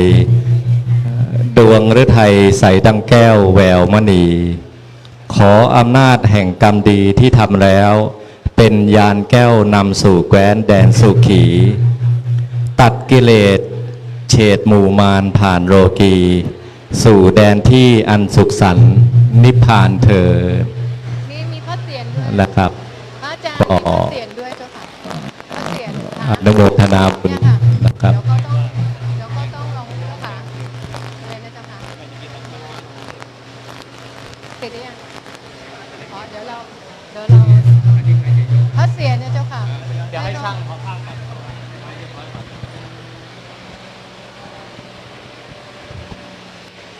นะครับขณะนี้นะครับการอัญเชิญพระพุทธสัมพุทธประธานพรขึ้นประธานนะครับ ก็เป็นที่เรียบร้อยในลำดับขั้นตอนต่อไปก็นะครับมีการคณะเจ้าภาพนะได้ถวายเกศพระนะครับเศียรพระนะครับ เกศพระทองเหลืองสำริดนะครับเป็น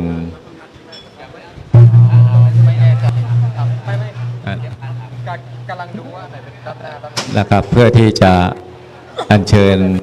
พระเกศนะครับขึ้นไปประดิษฐานที่องค์พระสัมพุทธประธานพรในลำดับต่อไปนะครับ ก็อย่างนั้นแต่ว่าด้านหลังตรงนี้นี่เจ้าวาดไปไหนอ่ะรับไปมาจากเจ้าวาดเลยตักนะครับ ก็จะเป็นเสียรของพระพุทธรูปนะครับ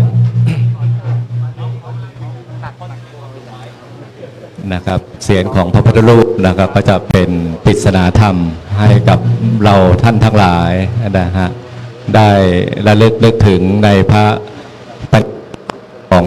เรานะครับ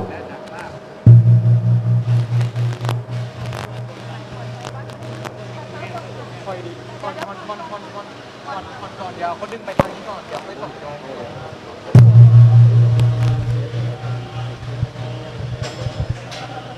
ชยันโตโพธิยามุเลสักกยานังนันทิวัต กโนเอวังตวังวิจโยโหหิชยาสุชยมังคะเลปราชิตาปัลลังเกสีเส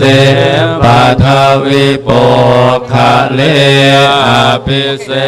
เกสัพพพุทธานังอาคาปัตโตปะโมทติสุนาคาตังสุมังคลังสุปาตังสุโหติตังสุกโนสุมาโหโตจะสุยิทังพระมจาริสุปทาคินาก็คณะเจ้าภาพนะได้ถวายไม้นะครับชุบสำลีชุบด้วยน้ำมะพร้าวนะครับเพื่อที่จะทำพิธีเบิกเนตรพระพุทธรูปนะด้วยความเมตตาของพระเดชพระคุณพระราชาวนาวัชิรยานนะครับ จินานิกัตวานลปันตาเทปทาคิเนชยันโตโมดิยามโมเลสกยานังนันติวัฒโนเอวังตวังวิชโยโหหิชยาโสชยมังคะเลปราชิตาปัลลังเกสีเสปัทวิโปคะเลอภิเสเกสัพพพุทธานังอาคาปัตโตปะโมทติสุนาคาตังสุมังคลังสุปภาตังสุโหติตังสุขโนสุโมโหตัวจะสุยิทังพระมจาริสุปทักขินังกายกรรมังวาจากรรมังปทักขินังปทักขินังมโนกรรมังปณิทิเตปทักขินังปทักขินานิกันตวานรพันตาเทปทักขิเนนะครับขณะนี้นะครับก็อยู่ในช่วงตอนถวายผ้าทรงครองแด่พระสัมพุทธประธานพรนะครับโดยเจ้าวาดวัดป่าชัยมงคลพระครูสมุทวีเกตุธรรมโมนะครับเป็นตัวแทนนะครับในการที่ถวายผ้าทรงครองแด่พระพุทธสัมพุทธประธานพรนะครับ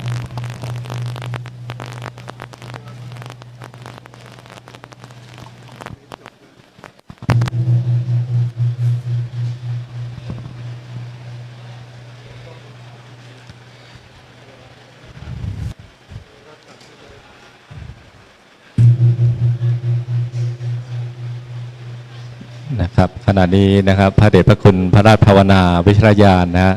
จะกลับไปที่อาคารพระบรมธาตุเจดีย์นะครับเพื่อไปยังอาสนะสงฆ์นะครับเพื่อจะนำขั้นเข้าสู่ในช่วงพิธีการต่อไปนะครับก็ในช่วงนี้นะครับพระครูสมุทวีเกตุธรรมโมนะครับเจ้าวาดวัดป่าชัยมงคลนะครับก็กำลังถวายผ้าทรงครองแต่พระสัมพุทธประธานพรนะครับก็ได้รับความเมตตาจากพระสงฆ์นะครับที่มาร่วมครั้งนี้นะครับนะฮะก็เช่นเดียวกันนะครับในส่วนของพระสัมพุทธประธานพรนะครับก็จะมีการถวายบาตรนะครับถวายบาตรก็เรียนเชิญนะครับโยมแม่นะครับเตรียมนะครับ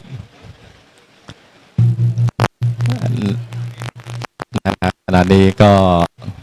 10:18 นาทีนะครับการอัญเชิญพระ พุทธรูปทั้งสองพระองค์นั้นขึ้นสู่ที่ประทับเป็นที่เรียบร้อยนะครับการถวายผ้าครองก็เสร็จเรียบร้อยนะครับขอเชิญนะครับถวายบาตรนะครับเดี๋ยวถวายบาตรนะครับขอเชิญคุณแม่นะฮะคุณแม่บุญมีนะครับซึ่งก็เป็นคุณแม่ของเจ้าวาดวัดป่าชัยมงคลนะครับคุณแม่บุญมีแล้วก็คุณแม่ของอาจารย์อำนวยพรนะครับก็เป็นภาพที่งดงามนะครับที่เราเห็นนะครับว่า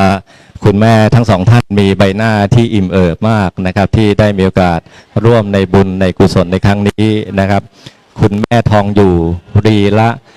กาญจนากุลนะครับคุณแม่ของอาจารย์อำนวยพรนะครับก็ได้มีโอกาสบูชาพระพุทธเจ้านะครับด้วยการถวายบาตรกับพระพุทธรูปในครั้งนี้นะครับก็พวกเราน้อมจิต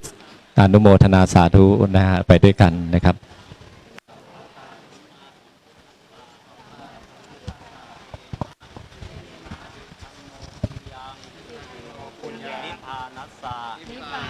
ปัจจโยโหตุข้าพเจ้าทั้งหลายขอถวายภัตตาหารบิณฑบาตนี้แด่พระสัมมาสัมพุทธเจ้าขอบุญนี้จงเป็นปัจจัยแห่งพระนิพพานแก่ข้าพเจ้าทั้งหลายเทินสาธุสาธุสาธุยกประเคนทุกอย่างเลยยกประเคนนะครับเจ้าวาดจะเป็นตัวแทนในการรับถวายภัตตาหารในครั้งนี้นะครับก็อนุโมทนาสาธุไปด้วยกันนะครับขาดน้ำขอน้ำเปล่า1 ขวดนะครับทางเจ้าหน้าที่จิตอาสานะครับน้ำเปล่า1 ขวดเพื่อที่จะมาที่หน้าองค์พระประธานนะเพื่อที่จะถวายกับพระทหารในครั้งนี้นะครับครับผมอนุโมทนาสาธุครับเปิดฝาก็อนุโมทนานะครับมีน้ำเปล่าถวายบูชาคุณของพระพุทธเจ้าในวันนี้นะครับอนุโมทนาสาธุนะครับนะครับก็สำเร็จเป็นที่เรียบร้อยนะครับก็เรียนเชิญท่านคณะเจ้าภาพนะได้กลับเข้าที่นะครับ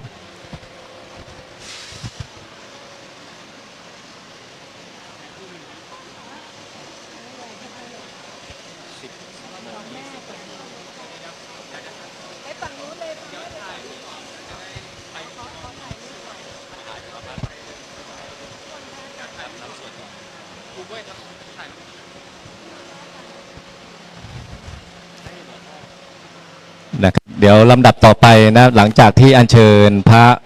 พุทธรูปขึ้นประดิษฐานเป็นที่เรียบร้อยแล้วเราก็จะมีการสวดคาถาจักรพรรดิ9 จบนะครับโดยมีพระเดชพระคุณพระราชภาวนาวิชิรยานเป็นประธานต้นเสียงในการนำสวดในครั้งนี้นะครับเชิญทุกท่านร่วมสวดนะครับเอกสารที่ทางเจ้าหน้าที่ได้แจกท่านไปแล้วนะครับเป็นเอกสารแผ่นเล็กๆนะครับมีคาถาพระจักรพรรดินะครับก็เดี๋ยวจะได้สวดร่วมกัน9 จบนะครับเพื่อเป็นบุญเป็นกุศลในครั้งนี้นะครับ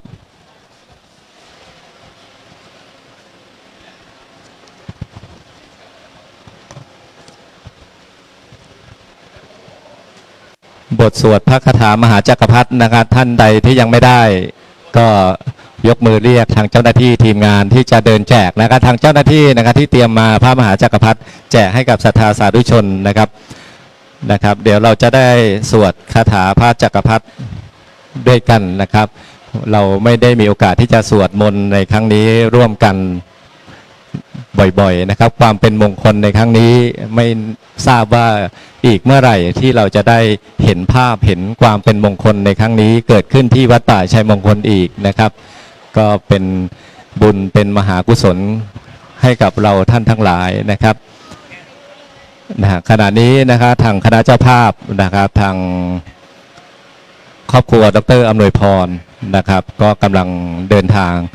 นะฮะกลับไปที่อาคารพระบรมธาตุเจดีย์นะครับเพื่อที่จะ เข้าประจำที่นะฮะแล้วก็จะได้เข้าสู่ในช่วงของการสวดคาถาจักรพรรดินะครับมีแว่นตาสีดำนะครับแว่นสายตาของท่านใดที่ลืมไว้นะครับมารับได้ที่ทางทีมงานโฆษกนะครั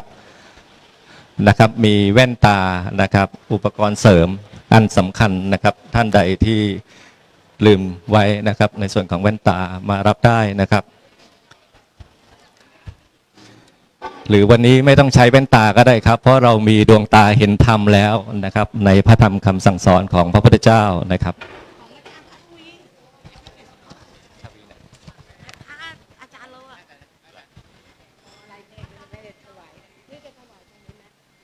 โหลด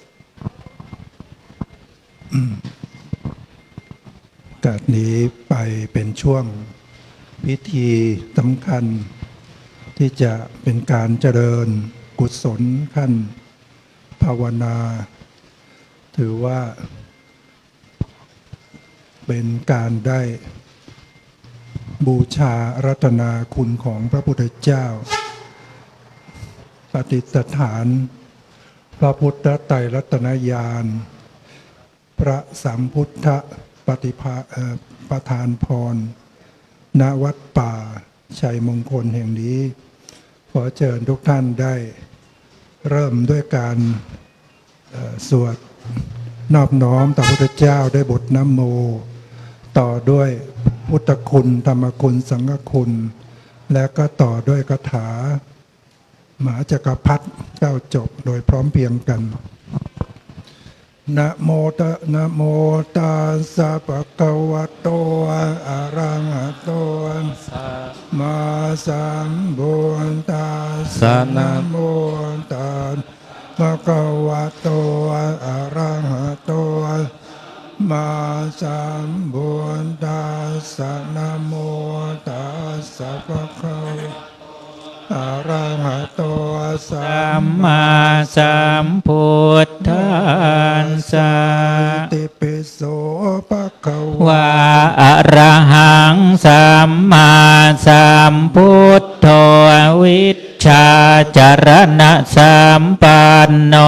สุขโตกวิโทอนุตตโรปุริสธรรมสารทิสัทธาเทวมนุษย์สานังภควาติสวะขาโตภควตาธัมโมสันทิฏฐิโกอาการิโกหิปัสสิโกโอปนัยยิโกปัจจัตตังเวทิตัพโพวินโยหิติสุปฏิปันโนสาวกสังโฆอุชุปฏิปันโนภควโตสาวกสังโฆติปันโนภควโตสาวกสังโฆจิปฏิปันโนภควโตสาวกสังโฆจันตาริปุริสยุคานิอันทางปุริสปุงคลาเอสัมภควโตโหนายโยปาโหนายโยขินายโยอัญชริกรณิโยอนุตตรังเขตังโลกัสสาตินะโมพุทธายะพระพุทธไตรรัตนญาณมณีนพรัตน์สีหจะสุธรรมาพุทโธธัมโมสังโฆยะถาพุทธบูชาธรรมบูชาสังฆบูชาอาคีทานังวรังคันทังสีวารีจะมหาเทรังอาหังบันทานิทุระโต อะหังวันทามิธาตุโยอะหังวันทามิสัพพโสพุทธธรรมสังฆปูเชมินะโมพุทธายะพระพุทธไตรรัตนญาณมณีนพรัตน์ศีสหัสสะสุธรรมาพุทโธธัมโมสังโฆยะถาพุทโมนะพุทธบูชาธรรมบูชาสังฆบูชาทานังวรังคันทังสิวาริจะมหาเถรังอะหังวันทามิอะหังวันทามิธาตุโยอะหังวันทามิสัพพโส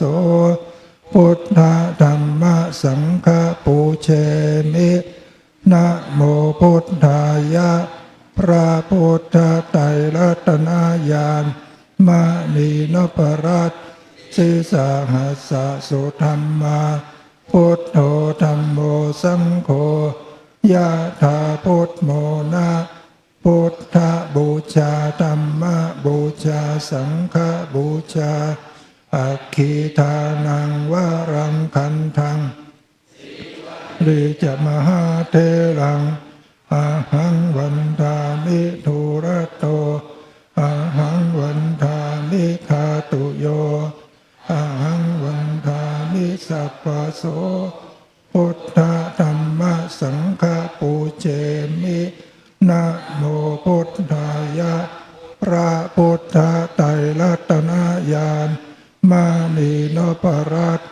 ศีสหัสสะสุธรรมาพุทโธธัมโมสังโฆยะถาพุทโมนะพุทธบูชาธัมมบูชาสังฆบูชาอาคีวารังคันทังสิวาริจะมหาเถรังอะหังวันทามิทุระโตอะหังวันทามิธาตุโยอะหังวันทามิสัพพโสพุทธธัมมสังฆปูเชมินะโมพุทธายะตาไตรรัตนญาณ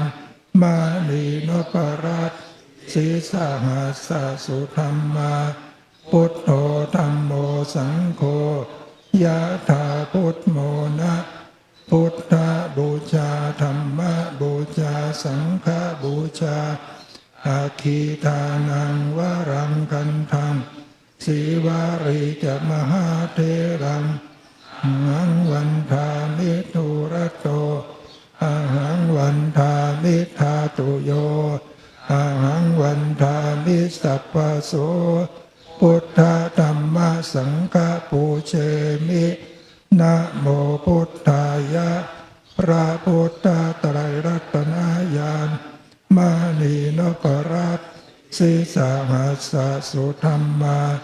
พุทโธธัมโมสังโฆยะถาพุทโมนะพุทธบูชาธัมมบูชาสังฆบูชาทานังวรังคันทังสิวาริจะมหาเถรังอะหังวันทามิทุระโตอะหังวันทามิธาตุโยอะหังวันทามิสัพพโสพุทธธัมมสังฆปูเชมินะโมพุทธายะพระพุทธไตรรัตนญาณรัตศีสหัสสะสุธรรมาพุทโธธัมโมสังโฆยะถาพุทโมนะพุทธบูชาธัมมบูชาสังฆบูชาอัคคีทานังวรังคันทังสิวาริจะมหาเถรังอะหังวันทามิทุระโตอะหังวันทามิธาตุโยอะหังวันทามิสัพพโสพุทธธัมมสังฆปูเชมินะโมพุทธายะพระพุทธไตรรัตนญาณมณีนพรัตน์ สีสามาสะสุธรรมาพุทโธธัมโมสังโฆยะถาพุทโมนะพุทธบูชาธัมมบูชาสังฆบูชาอัคคีทานังวารังคันทังสิวาริจะมหาเทรังอาหังวันทามิทุระโตอาหังวันทามิธาตุโยอาหังวันทามิสัพพะโสพุทธธัมมสังฆปูเชมินะโมพุทธายะพระพุทธไตรรัตนญาณมณีนพรัตน์อาสะสุธรรมาพุทโธธัมโมสังโฆยะถาพุทโมนะพุทธบูชาธัมมบูชาสังฆบูชาอัคคีทานังวารังคันทังสีวาริจะมหาเทรังอาหังวันทามิทุระโตอาหังวันทามิสัพพะอาหังวันทามิสัพพะโสพุทธธัมมสังฆปูเชมิให้เจริญจิตตภาวนาสักครู่หนึ่งนะตั้งใจเจริญจิตตภาวนาสงบสำรวมจิตใจให้มีสติสัมปชัญญะรู้ตัวทั่วพร้อมรู้กายรู้ใจอย่างละวางปล่อยวางระลึกรู้ลมหายใจเข้าลมหายใจออกน้อมระลึกถึงคุณของพระพุทธเจ้าพระผู้มีพระภาคเจ้าเป็นพระอรหันต์เป็นผู้ไกลจากกิเลส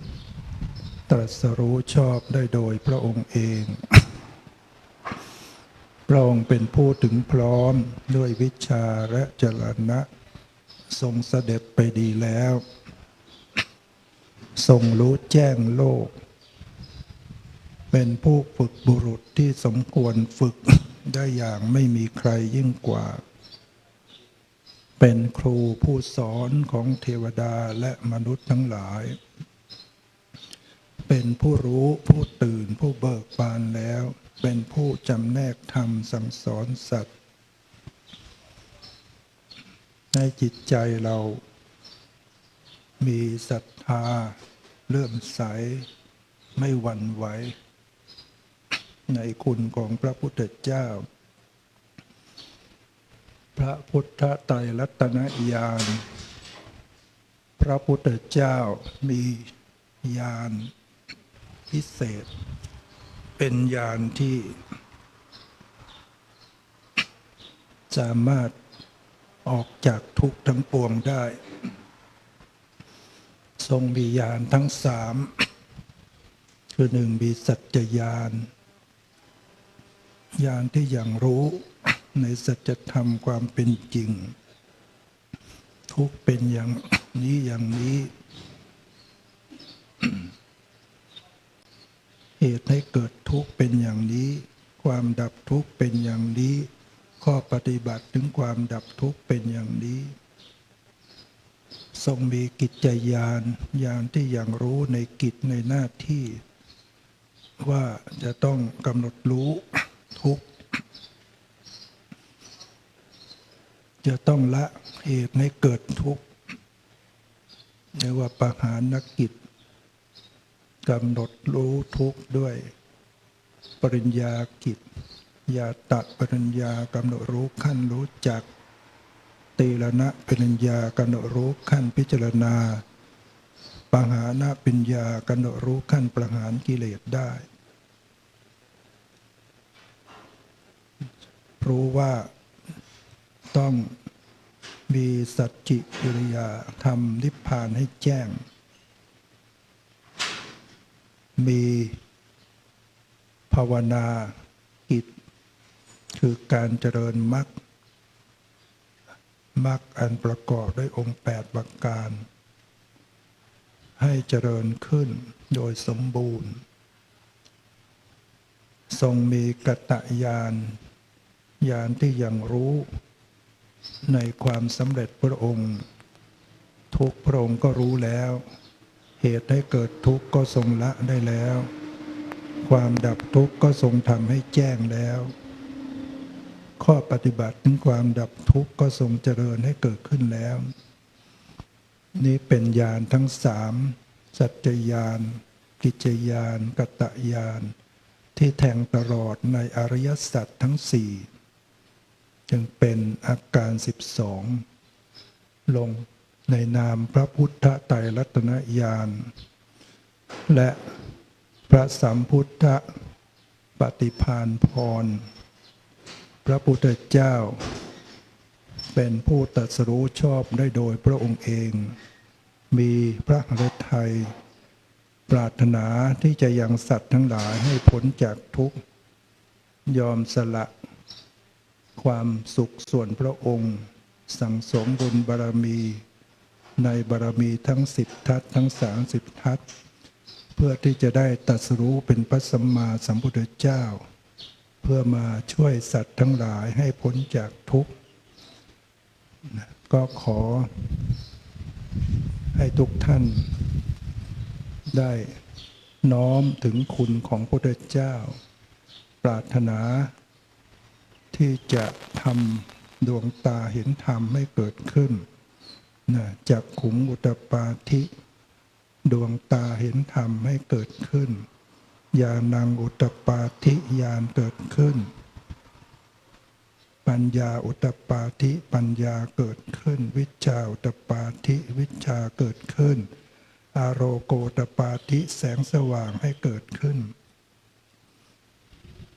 ตั้งจิตเจตนาแน่วแน่ในกุศลคุณงามความดีที่เราได้บูชาต่อพระรัตนตรัยในวันนี้ได้ร่วมบุญได้สร้างกุศลในวันนี้ซึ่งมีคุณโยมสมชายคุณด็อกเตอร์อำนวยพรเหรียญทองเลิศพร้อมด้วยครอบครัวคุณอรุณคุณมณีรัตน์งามเรืองพงศ์พร้อมด้วยครอบครัวนั้นเป็นประธานฝ่ายคฤหัสถ์พร้อมด้วยกันได้จัดสร้างวิหารหลังนี้ศาลาอิ่มบุญซึ่งถือว่าเป็นที่ประดิษฐานพระปฏิมากรและจะเป็นที่ประดิษฐานพระบรมสารีริกธาตุให้เป็นที่เคารพสักการะบูชาความศรัทธาปรารถนาดีต่อพระพุทธศาสนาที่คุณโยมได้เสียสละทรัพย์เสียสละกำลังกายผ่านวิกฤตผ่านปัญหาไม่หวั่นไหวถือว่าอุปสรรคปัญหาเหล่านั้นเป็นช่วยสร้างบารมีให้เกิดขึ้นถ้าไม่มีปัญหาฉะไหนเลยจะเกิดปัญญาถ้าไม่มีอุปสรรคฉะไหนเลยเราจะมีสติปัญญาเกิดขึ้นอาศัยปัญหาเพื่อปัญญาบันเจิดอาศัยอุปสรรคเพื่อให้เป็นนักต่อสู้อาศัยศัตรูเพื่อเป็นอยู่อย่างเข้มแข็งอาศัยความลำบากเพื่อให้มากด้วยความบากบั่นอาศัยความยากเพื่อให้มากด้วยความสามารถเกิดเป็นบารมีธรรมขึ้นมาผู้มีบารมีเต็มก็จะสามารถบรรลุธรรมบรรลุมรรคผลนิพพานนั้นก็ขออนุโมทนากับญาติโยมทุกท่านที่ได้มาร่วมกุศลในวันนี้ซึ่งก็มีคุณแม่ทองอยู่คุณแม่บุญมี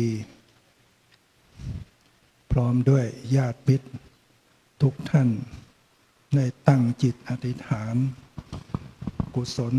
ในครั้งนี้ที่เราได้ร่วมบำเพ็ญให้เป็นนิสัยเป็นปัจจัย ต่อดวงตาเห็นธรรม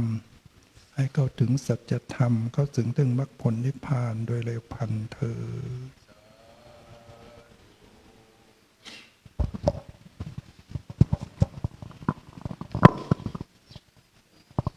ญ นะครับก็จะถวายไทยธรรมนะครับเดี๋ยวก็เชิญนะครับ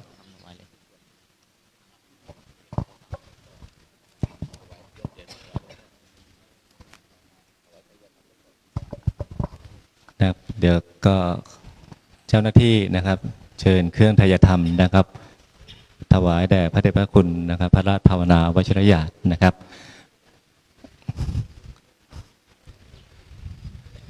นะก็ขอเชิญเจ้าหน้าที่ยกโต๊ะตัวหนึ่งนะครับมาตั้งดังด้านหน้า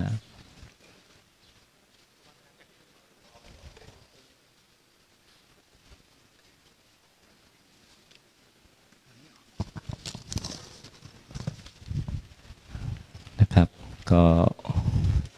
ข้างล่างนะครับทางครอบครัวดร.อำนวยพรเหรียญทองเลิศนะครับที่จะเป็นนะครับได้ถวายเครื่องไทยธรรมนะแต่พระเดชพระคุณพระราชภาวนาวชิรญาณที่ปรึกษาเจ้าคณะภาคสองเจ้าอาวาสวัดมเหยงสาธุ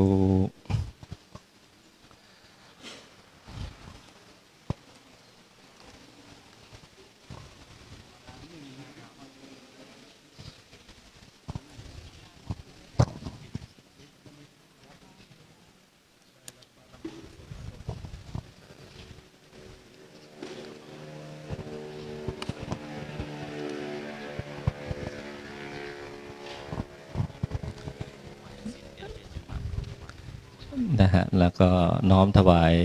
กับปิยพันธ์นะครับแด่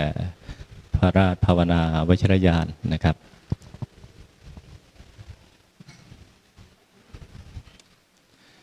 นะครับใบภาวนาสาธุนะครับก็ขอเรียนเชิญเดี๋ยวมีคณะศรัทธาญาติโยมนะครับที่จะถวายเป็นคณะอชวนะครับลูกศิษย์พระอาจารย์ทวีนะฮะจะน้อมถวายเครื่องไทยธรรมแด่พระเดชพระคุณพระราชภาวนาวชิรญาณเดี๋ยวเรียนเชิญคณะเจ้าภาพนะครับครอบครัวอาจารย์อำนวยพรถวายเครื่องไทยธรรมกับพระสงฆ์สมณศักดิ์นะฮะที่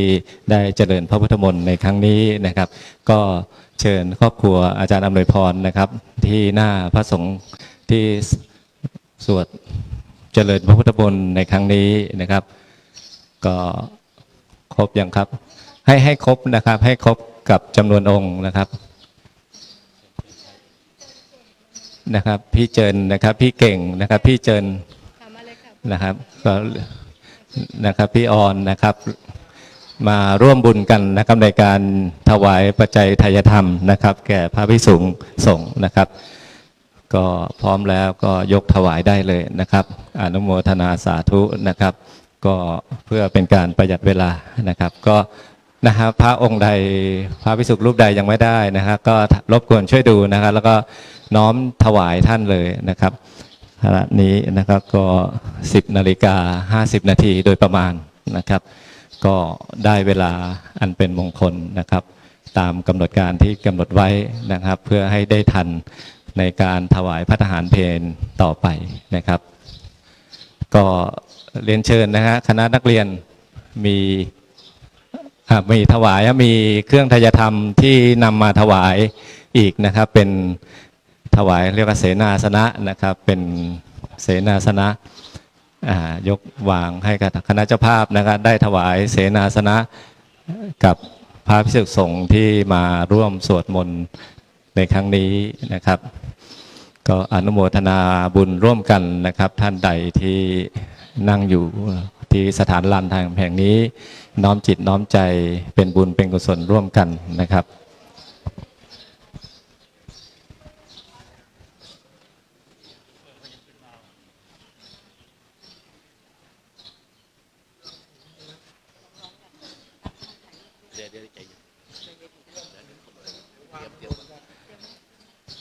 นะครับก็ พวกเรานะครับน้อมจิตน้อมใจนะครับพระราชภาวนาวชิรญาณนะครับจะบูชาพระพุทธไตรรัตนญาณด้วยดอกไม้พวงมาลัยเครื่องหอมนะครับเพื่อเป็นการบูชาคุณพระพุทธพระธรรมพระสงฆ์นะครับก็ให้ทุกท่านนะฮะอยู่ในการสงบสำรวมกายวาจาใจนะครับในการน้อมถวายดอกไม้บูชาแด่พระ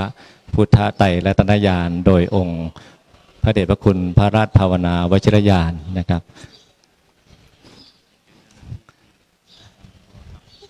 เรียนเชิญเจ้าหน้าที่นะครับเด็กวัดเจ้าหน้าที่ที่มากับทางพระสงฆ์นะครับมารับเครื่องไทยธรรมไปที่รถได้นะครับก็อนุโมทนาสาธุนะครับเป็นภาพมงคลนะครับเป็นปิติปราบปลื้มใจให้กับเราทุกคนทุกท่านทั้งหลายในที่นี้นะครับก็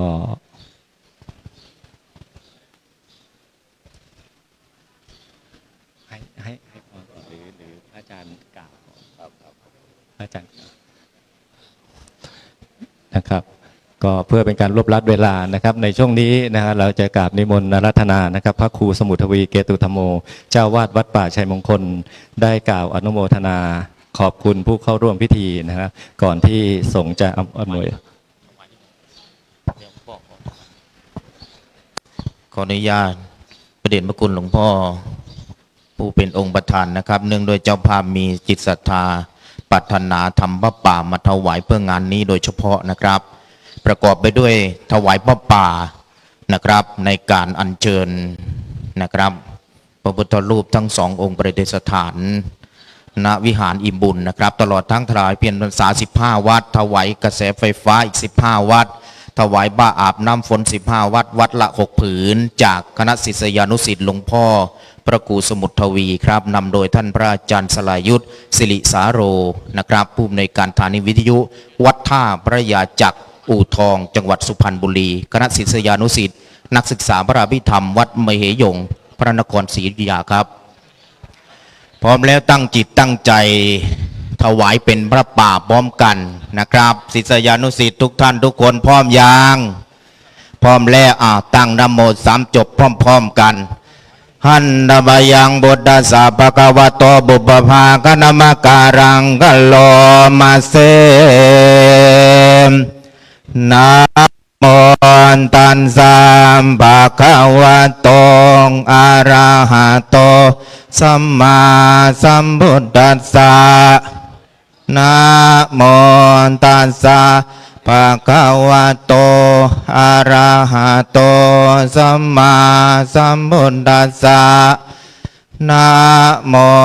ตัสสะภะคะวะโตอะระหะโตสัมมาสัมพุทธัสสะขออนุญาตกล่าวนำนะครับอิมานิมายังพันเตบังสกุลจิวรานิสัปปาริวารานิเบกุสังคัสสะโอโนจยามาสาธุโนพันเตภิกขุสังโฆอิมานิบังสกุลจิวรานิสัปปาริวารานิปฏิคันหาโตอัมหากังทีฆรตังหิตายะสุขายะข้าแด่พระสงฆ์ท่านผู้เจริญข้าพระเจ้าทั้งหลายก่อนน้อมถวายผ้าป่าสกุลจีวรกับทั้งของบริวารทั้งหลายเหล่านี้ของข้าพระเจ้าทั้งหลายขอพระภิกษุสงฆ์โปรดรับซึ่งผ้าบังสกุลจีวรกับทั้งของบริวา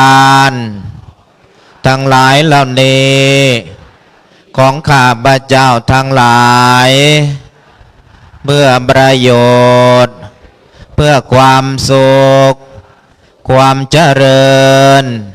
แก่ข้าพระเจ้าทั้งหลาย ตลอดกาลละนานเทินสาธุเชิญเจ้าข้าเจ้าภาพที่จิตประสงค์จำนงหมายมาแล้ว ได้ถวายผ้าป่าตลอดทั้งจตุปัจจัยบริวารผ้าป่าในการครั้งนี้เทียนพรรษา15 วัตต์ค่ากระแสไฟฟ้า15 วัตต์ถวายบาอาบน้ำฝน15 วัตต์วันละ6 ผืนจากศิษยานุศิษย์หลวงพ่อพระครูสมุทรทวีเชิญครับ นะครับท่านที่เตรียมนะที่จะถวายเป็นองค์พระป่านะครับ องค์พระราชภาวนาวิชรยานนะเมตตาให้ตั้งไว้ที่โต๊ะประธานนะฮะทางด้านหน้านะครับก็ถือว่าสำเร็จเป็นพระป่านะครับ ก็น้อมจิตน้อมใจอนุโมทนาสาธุกับทุกคนทุกท่านนะครับ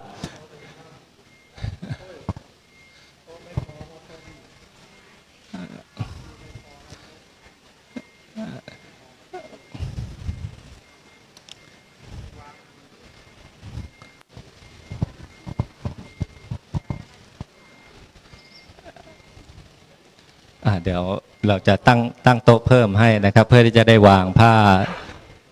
าบังสกุลองค์พระป่านะครับ วางเพิ่มแล้วก็อนุโมทนาสาธุนะครับก็นะครับเมื่อ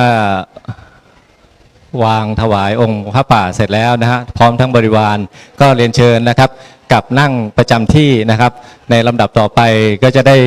กราบนิมนต์พระครูสมุทรทวีเกตุธรรมโมนะครับเจ้าวาดวัดป่าชัยมงคลจะได้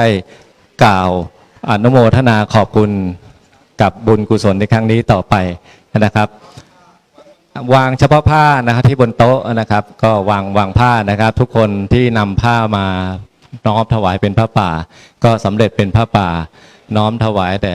พระภิกษุสงฆ์ด้วยกันทุกคนทุกท่านอนุโมทนาสาธุนะครับวางไว้ที่โต๊ะองค์พระป่าเลยนะครับวางถวายเฉพาะผ้าก่อนนะครับในส่วนของปัจจัยในส่วนของสิ่งของที่เตรียมมาก็เดี๋ยวรอไว้ถวายกับพระภิกษุสงฆ์นะครับอันนี้ก็วางในส่วนของผ้าก่อนนะครับเพราะสถานที่มีจำกัดนะครับแล้วก็เวลาเรารวบรัดนะครับก็วางผ้าเสร็จแล้วก็เรียนเชิญทุกท่านนะครับกลับเข้านั่งประจำที่นะครับท่านใดที่มีซองปัจจัยนะครับพระอาจารย์ต้นบอกว่าจะถวายกับ15 วัตต์เป็นค่าไฟก็ถวายกับพระภิกษุสงฆ์ที่นั่งองค์เป็นประธานในการสวดงาน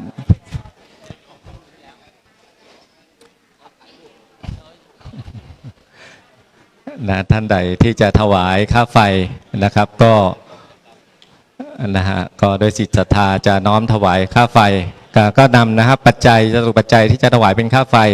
ก็ถวายแด่พระภิกษุสงฆ์15 วัตต์นะครับเจตจำนงที่จะถวายเพื่อค่าไฟกับ15 วัตต์เรียนเชิญถวายที่หน้าของ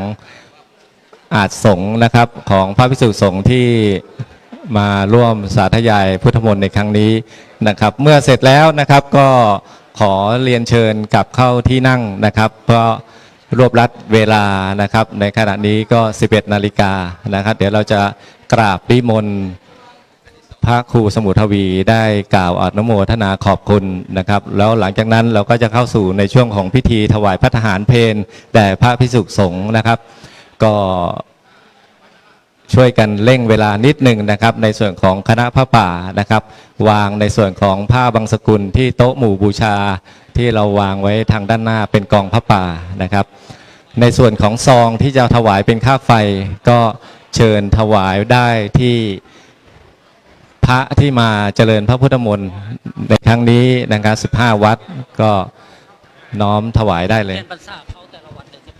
แล้วก็เทียนพรรษานะครับเข้าที่พระภิกษุสงฆ์แต่ละวัดได้เลยนะครับ15 วัดนะครับก็เรียนเชิญนะครับอนุโมทนาสาธุนะครับ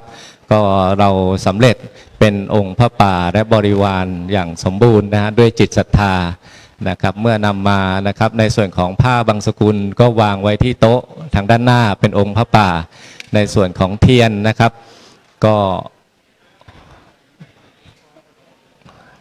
ในส่วนของค่าไฟก็ถวายให้กับ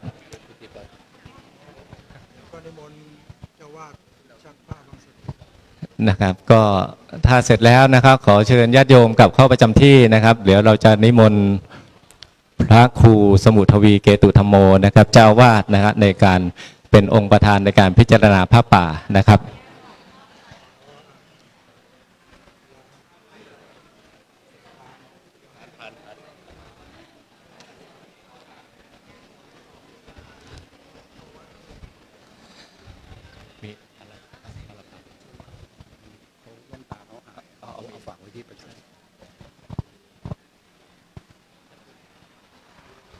นะครับกราบนิมนต์นะครับพระครูสมุทวีในการเป็นองค์ประธานในการพิจารณาพระป่านะครับ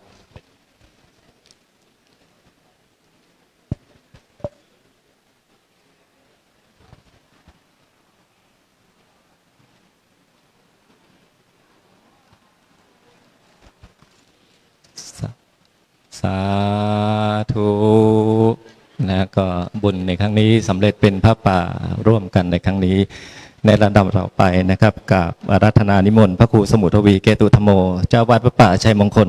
ได้กล่าวอนุโมทนาขอบคุณผู้เข้าร่วมพิธีในครั้งนี้นะครับ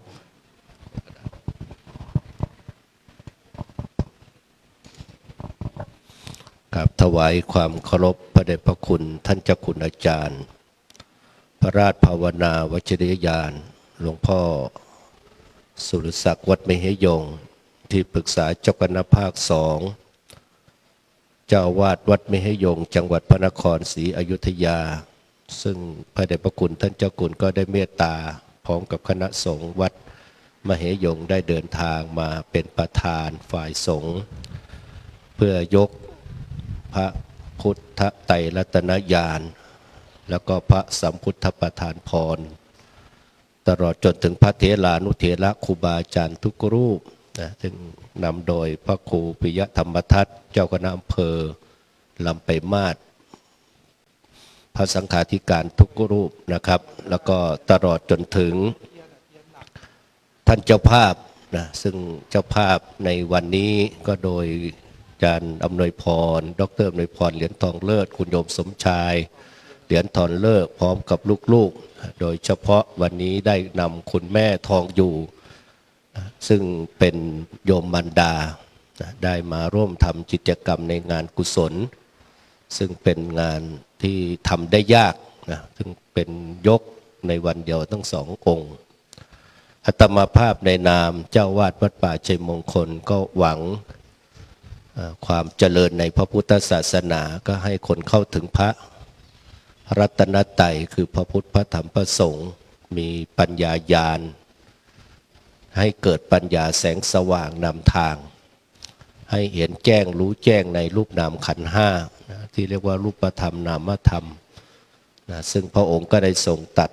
ประกาศว่าอะไรคือทุกข์อะไรเหตุแห่งความทุกข์อะไรคือธรรมดับทุกข์อะไรคือหนทางให้เขาถึงความพ้นทุกข์นะก็ให้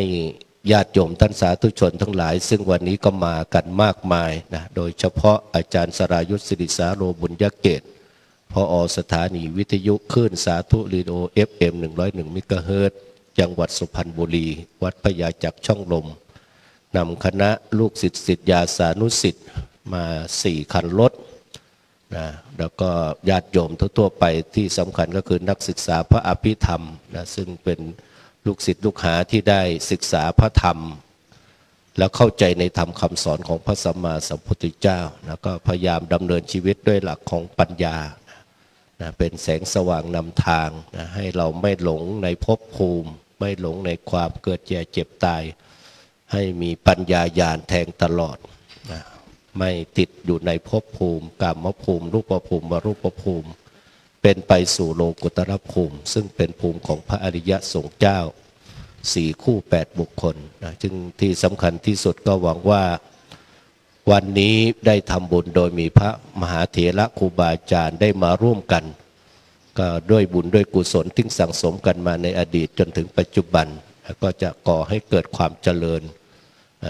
ในด้านของจิตใจนะเพราะว่าวัตถุสิ่งของส่วนหนึ่งก็เกิดจากจิตใจนามธรรมรูปธรรมที่เกิดขึ้นก็โดยอาศัยนามธรรมนะซึ่งมีความเริ่อมใสศรัทธาในคุณของพระพุทธพระธรรมพระสงฆ์เชื่อกรรมเชื่อผลของกรรมเชื่อว่าบุญกุศลที่เราสั่งสมไว้ดีแล้วจะเป็นบ่อเกิดแห่งการนำทางที่ดีเป็นสุขชีวิตนะสุขชีวิตแปลว่าชีวิตที่ดีที่งามในการดำเนินทางด้วยกายวาจาใจไปในทางสุจริตนะแล้วก็ตั้งตนอยู่ในความไม่ประมาทก็คือการเจริญสติปัฏฐานสี่เป็นไปในกายเวทนาจิตธรรมยกจิตขึ้นสู่โพชฌงค์เจ็ดไปสู่วิมุตติสู่วิชาและวิมุตติหลุดพ้นนะฉะนั้นอาตมาภาพในนามเจ้าอาวาสวัดป่าชัยมงคลก็ขอน้อมบุญน้อมกุศลทุกส่วนที่คณะครูบาอาจารย์นำโดยพระอาจารย์เจ้าคุณอาจารย์พระราชภาวนาวชิรยานซึ่งเมตตาลูกศิษย์โดยเฉพาะอาตมาภาพพร้อมกับครอบครัวเหรียญทองเลิศหรืออาจารย์ดร.ในพรเหรียญทองเลิศซึ่งหลวงพ่อก็ให้ความเมตตาตั้งแต่ต้นจนถึงปัจจุบันนี้แล้วก็ขอน้อมบุญน้อมกุศลที่ทุกท่าน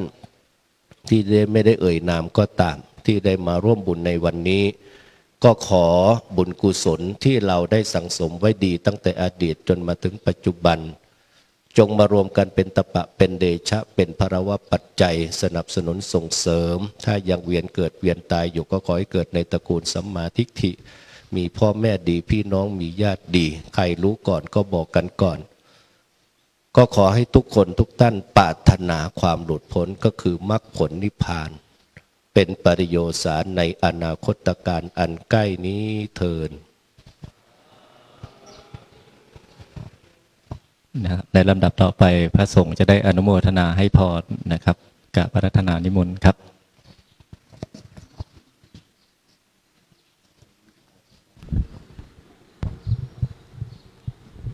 ยะถาวาลิวหาปุราปริปุเรนติสาคารังเอวเมวะอิโตทินังเปตานังอุปกปปติอิจิตังปฏิตังตุมหังคิปะเมวะสมิจจตุสัพเพปุรินุสังกปายันโดปนรโสยะถามณิโชติรโสยะถาสุปินติโยวิวัชชันตุสัพพะโรโควินาศสันตุมาเตภวัตวันตรายโยสุขีทีขายุโกภวะอภิวาทนาสิเลสเนจังบุวัฏฐาปัจจายโนจตารโอธรรมาวัฏันติอายุวันโน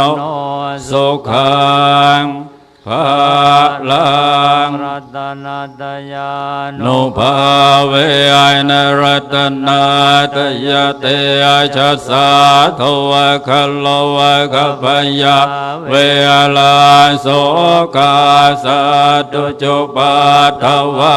อเนกาอันตรายาปิเวนัสสันตุอาเสสะตวัจยสิทธิธนังลาภังสวัสดีภะกยังสุขังพลังสิริอายุจวันโนจะโพคังบุติจยสวาสตวัสสะจะอายุจะทิยวสิทธิภวันตุเตภวตุสัพพมังคลังราคันตุสัพพเทวตาสัพพพุทธานุภาเวนัสธาสวัสดีภวันตุเตภวตุสัพพมังคลังราคันตุสัพพเทวตาสัพพธรรมานุภา นัสธาสวัสดีภวันตุเตภวตุสัพพมังคลังราคันตุสัพพเทวตาสัพพสังฆานุภาเวนัสธาสวัสดีภวันตุเต ครับสาธุนะครับสำหรับพิธีอัญเชิญพระประธานนะครับพระพุทธไตรรัตนญาณและพระสัมพุทธประธานพรขึ้นประดิษฐานณวิหารพระธรรมธาตุเจดีย์ก็สำเร็จลุล่วงไปด้วยดีในสถานที่แห่งนี้ในลำดับต่อไปเวลา 11 นาฬิกาเราก็จะถวายพระทหารเพลแด่พระภิกษุสงฆ์สำหรับณสถานที่ลานธรรมอันนี้ก็เป็นอันเสร็จพิธี เดี๋ยวพวกเรากราบลาพระรัตนตรัยพร้อมกันนะครับ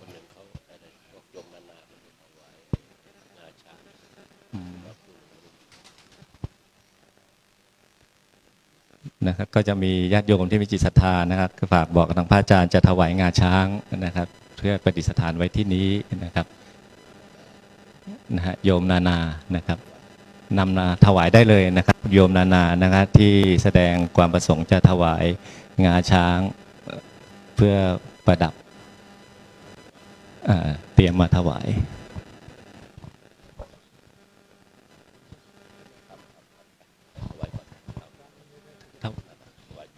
ถวายได้เลยครับนะกราบลาพระรัตนตรัยนะครับอะระหังสัมมาสัมพุทโธภะคะวาพุทธังภะคะวันตังอภิวาเทมิสวากขาโตภะคะวะตาธัมโมธัมมังนะมาสามิสุปฏิปันโนภะคะวะโตสา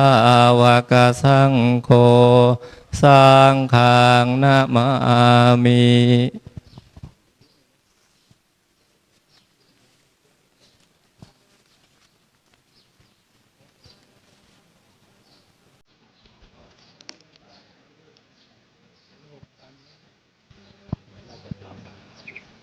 นะครับนิมนต์พระสงฆ์นะครับกราบพระราชภาวนาวชิรยานพร้อมกันนะครับ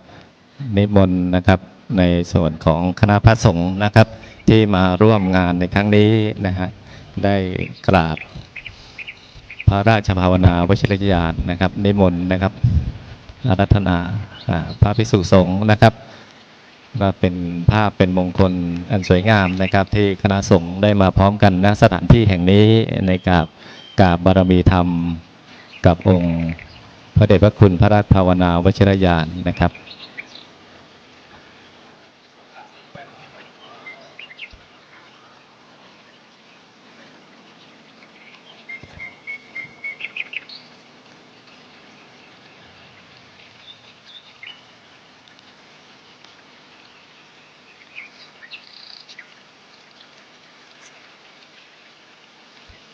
นะครับก็กราบนิมนต์นะครับพระภิกษุสงฆ์นะครับรับประทานอาหารถวายพระทหารเพลนะครับที่อาคารอเนกประสงค์อาคารโรงทานนะครับก็โดยความเมตตาของพระราชภาวนาวชิรยานนะครับในโอกาสที่มาเป็นองค์ประธานในการอัญเชิญพระพุทธรูปขึ้นประดิษฐานณสถานที่แห่งนี้นะครับก็ได้เมตตาถ่ายภาพร่วมเป็นที่ระลึกในงานบุญในงานกุศลในครั้งนี้นะครับขอกราบพระราชทานนิมนต์นะครับพระคุณเจ้านะครับที่ได้ร่วมถ่ายภาพนะครับเป็นที่ระลึกนะครับ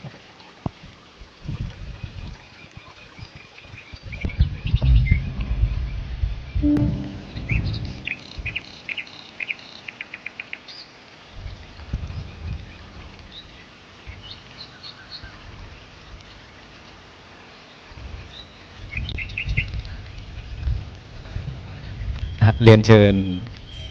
อาจารย์อำนวยพรและครอบครัวนะครับทางด้านหน้านะครับถ่ายรูปร่วมกับองค์หลวงพ่อนะครับนะครับอาจารย์ครับเทียบครอบครัวนะครับ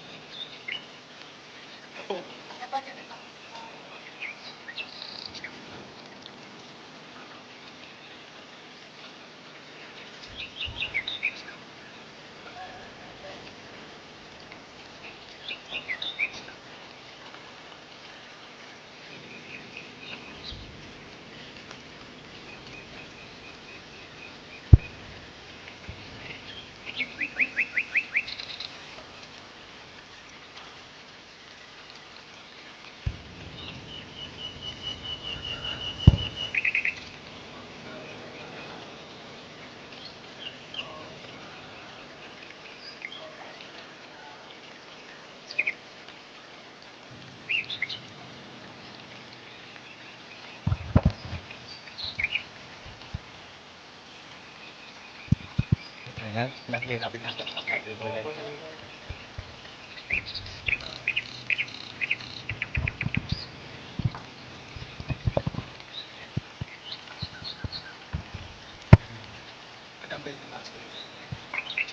นะครับเดี๋ยวไม่ทันนะครับ นิมนต์ครูบาอาจารย์ นิม ไป นต์ครูบาอาจารย์ ฉันพระทหาร ฉันพ นะ ระ ค ท รับ หารเพล นิมนต์ นะ ค ครับ รูบาอาจารย์ทุกรูปนะครับ ไปฉันพระทหารที่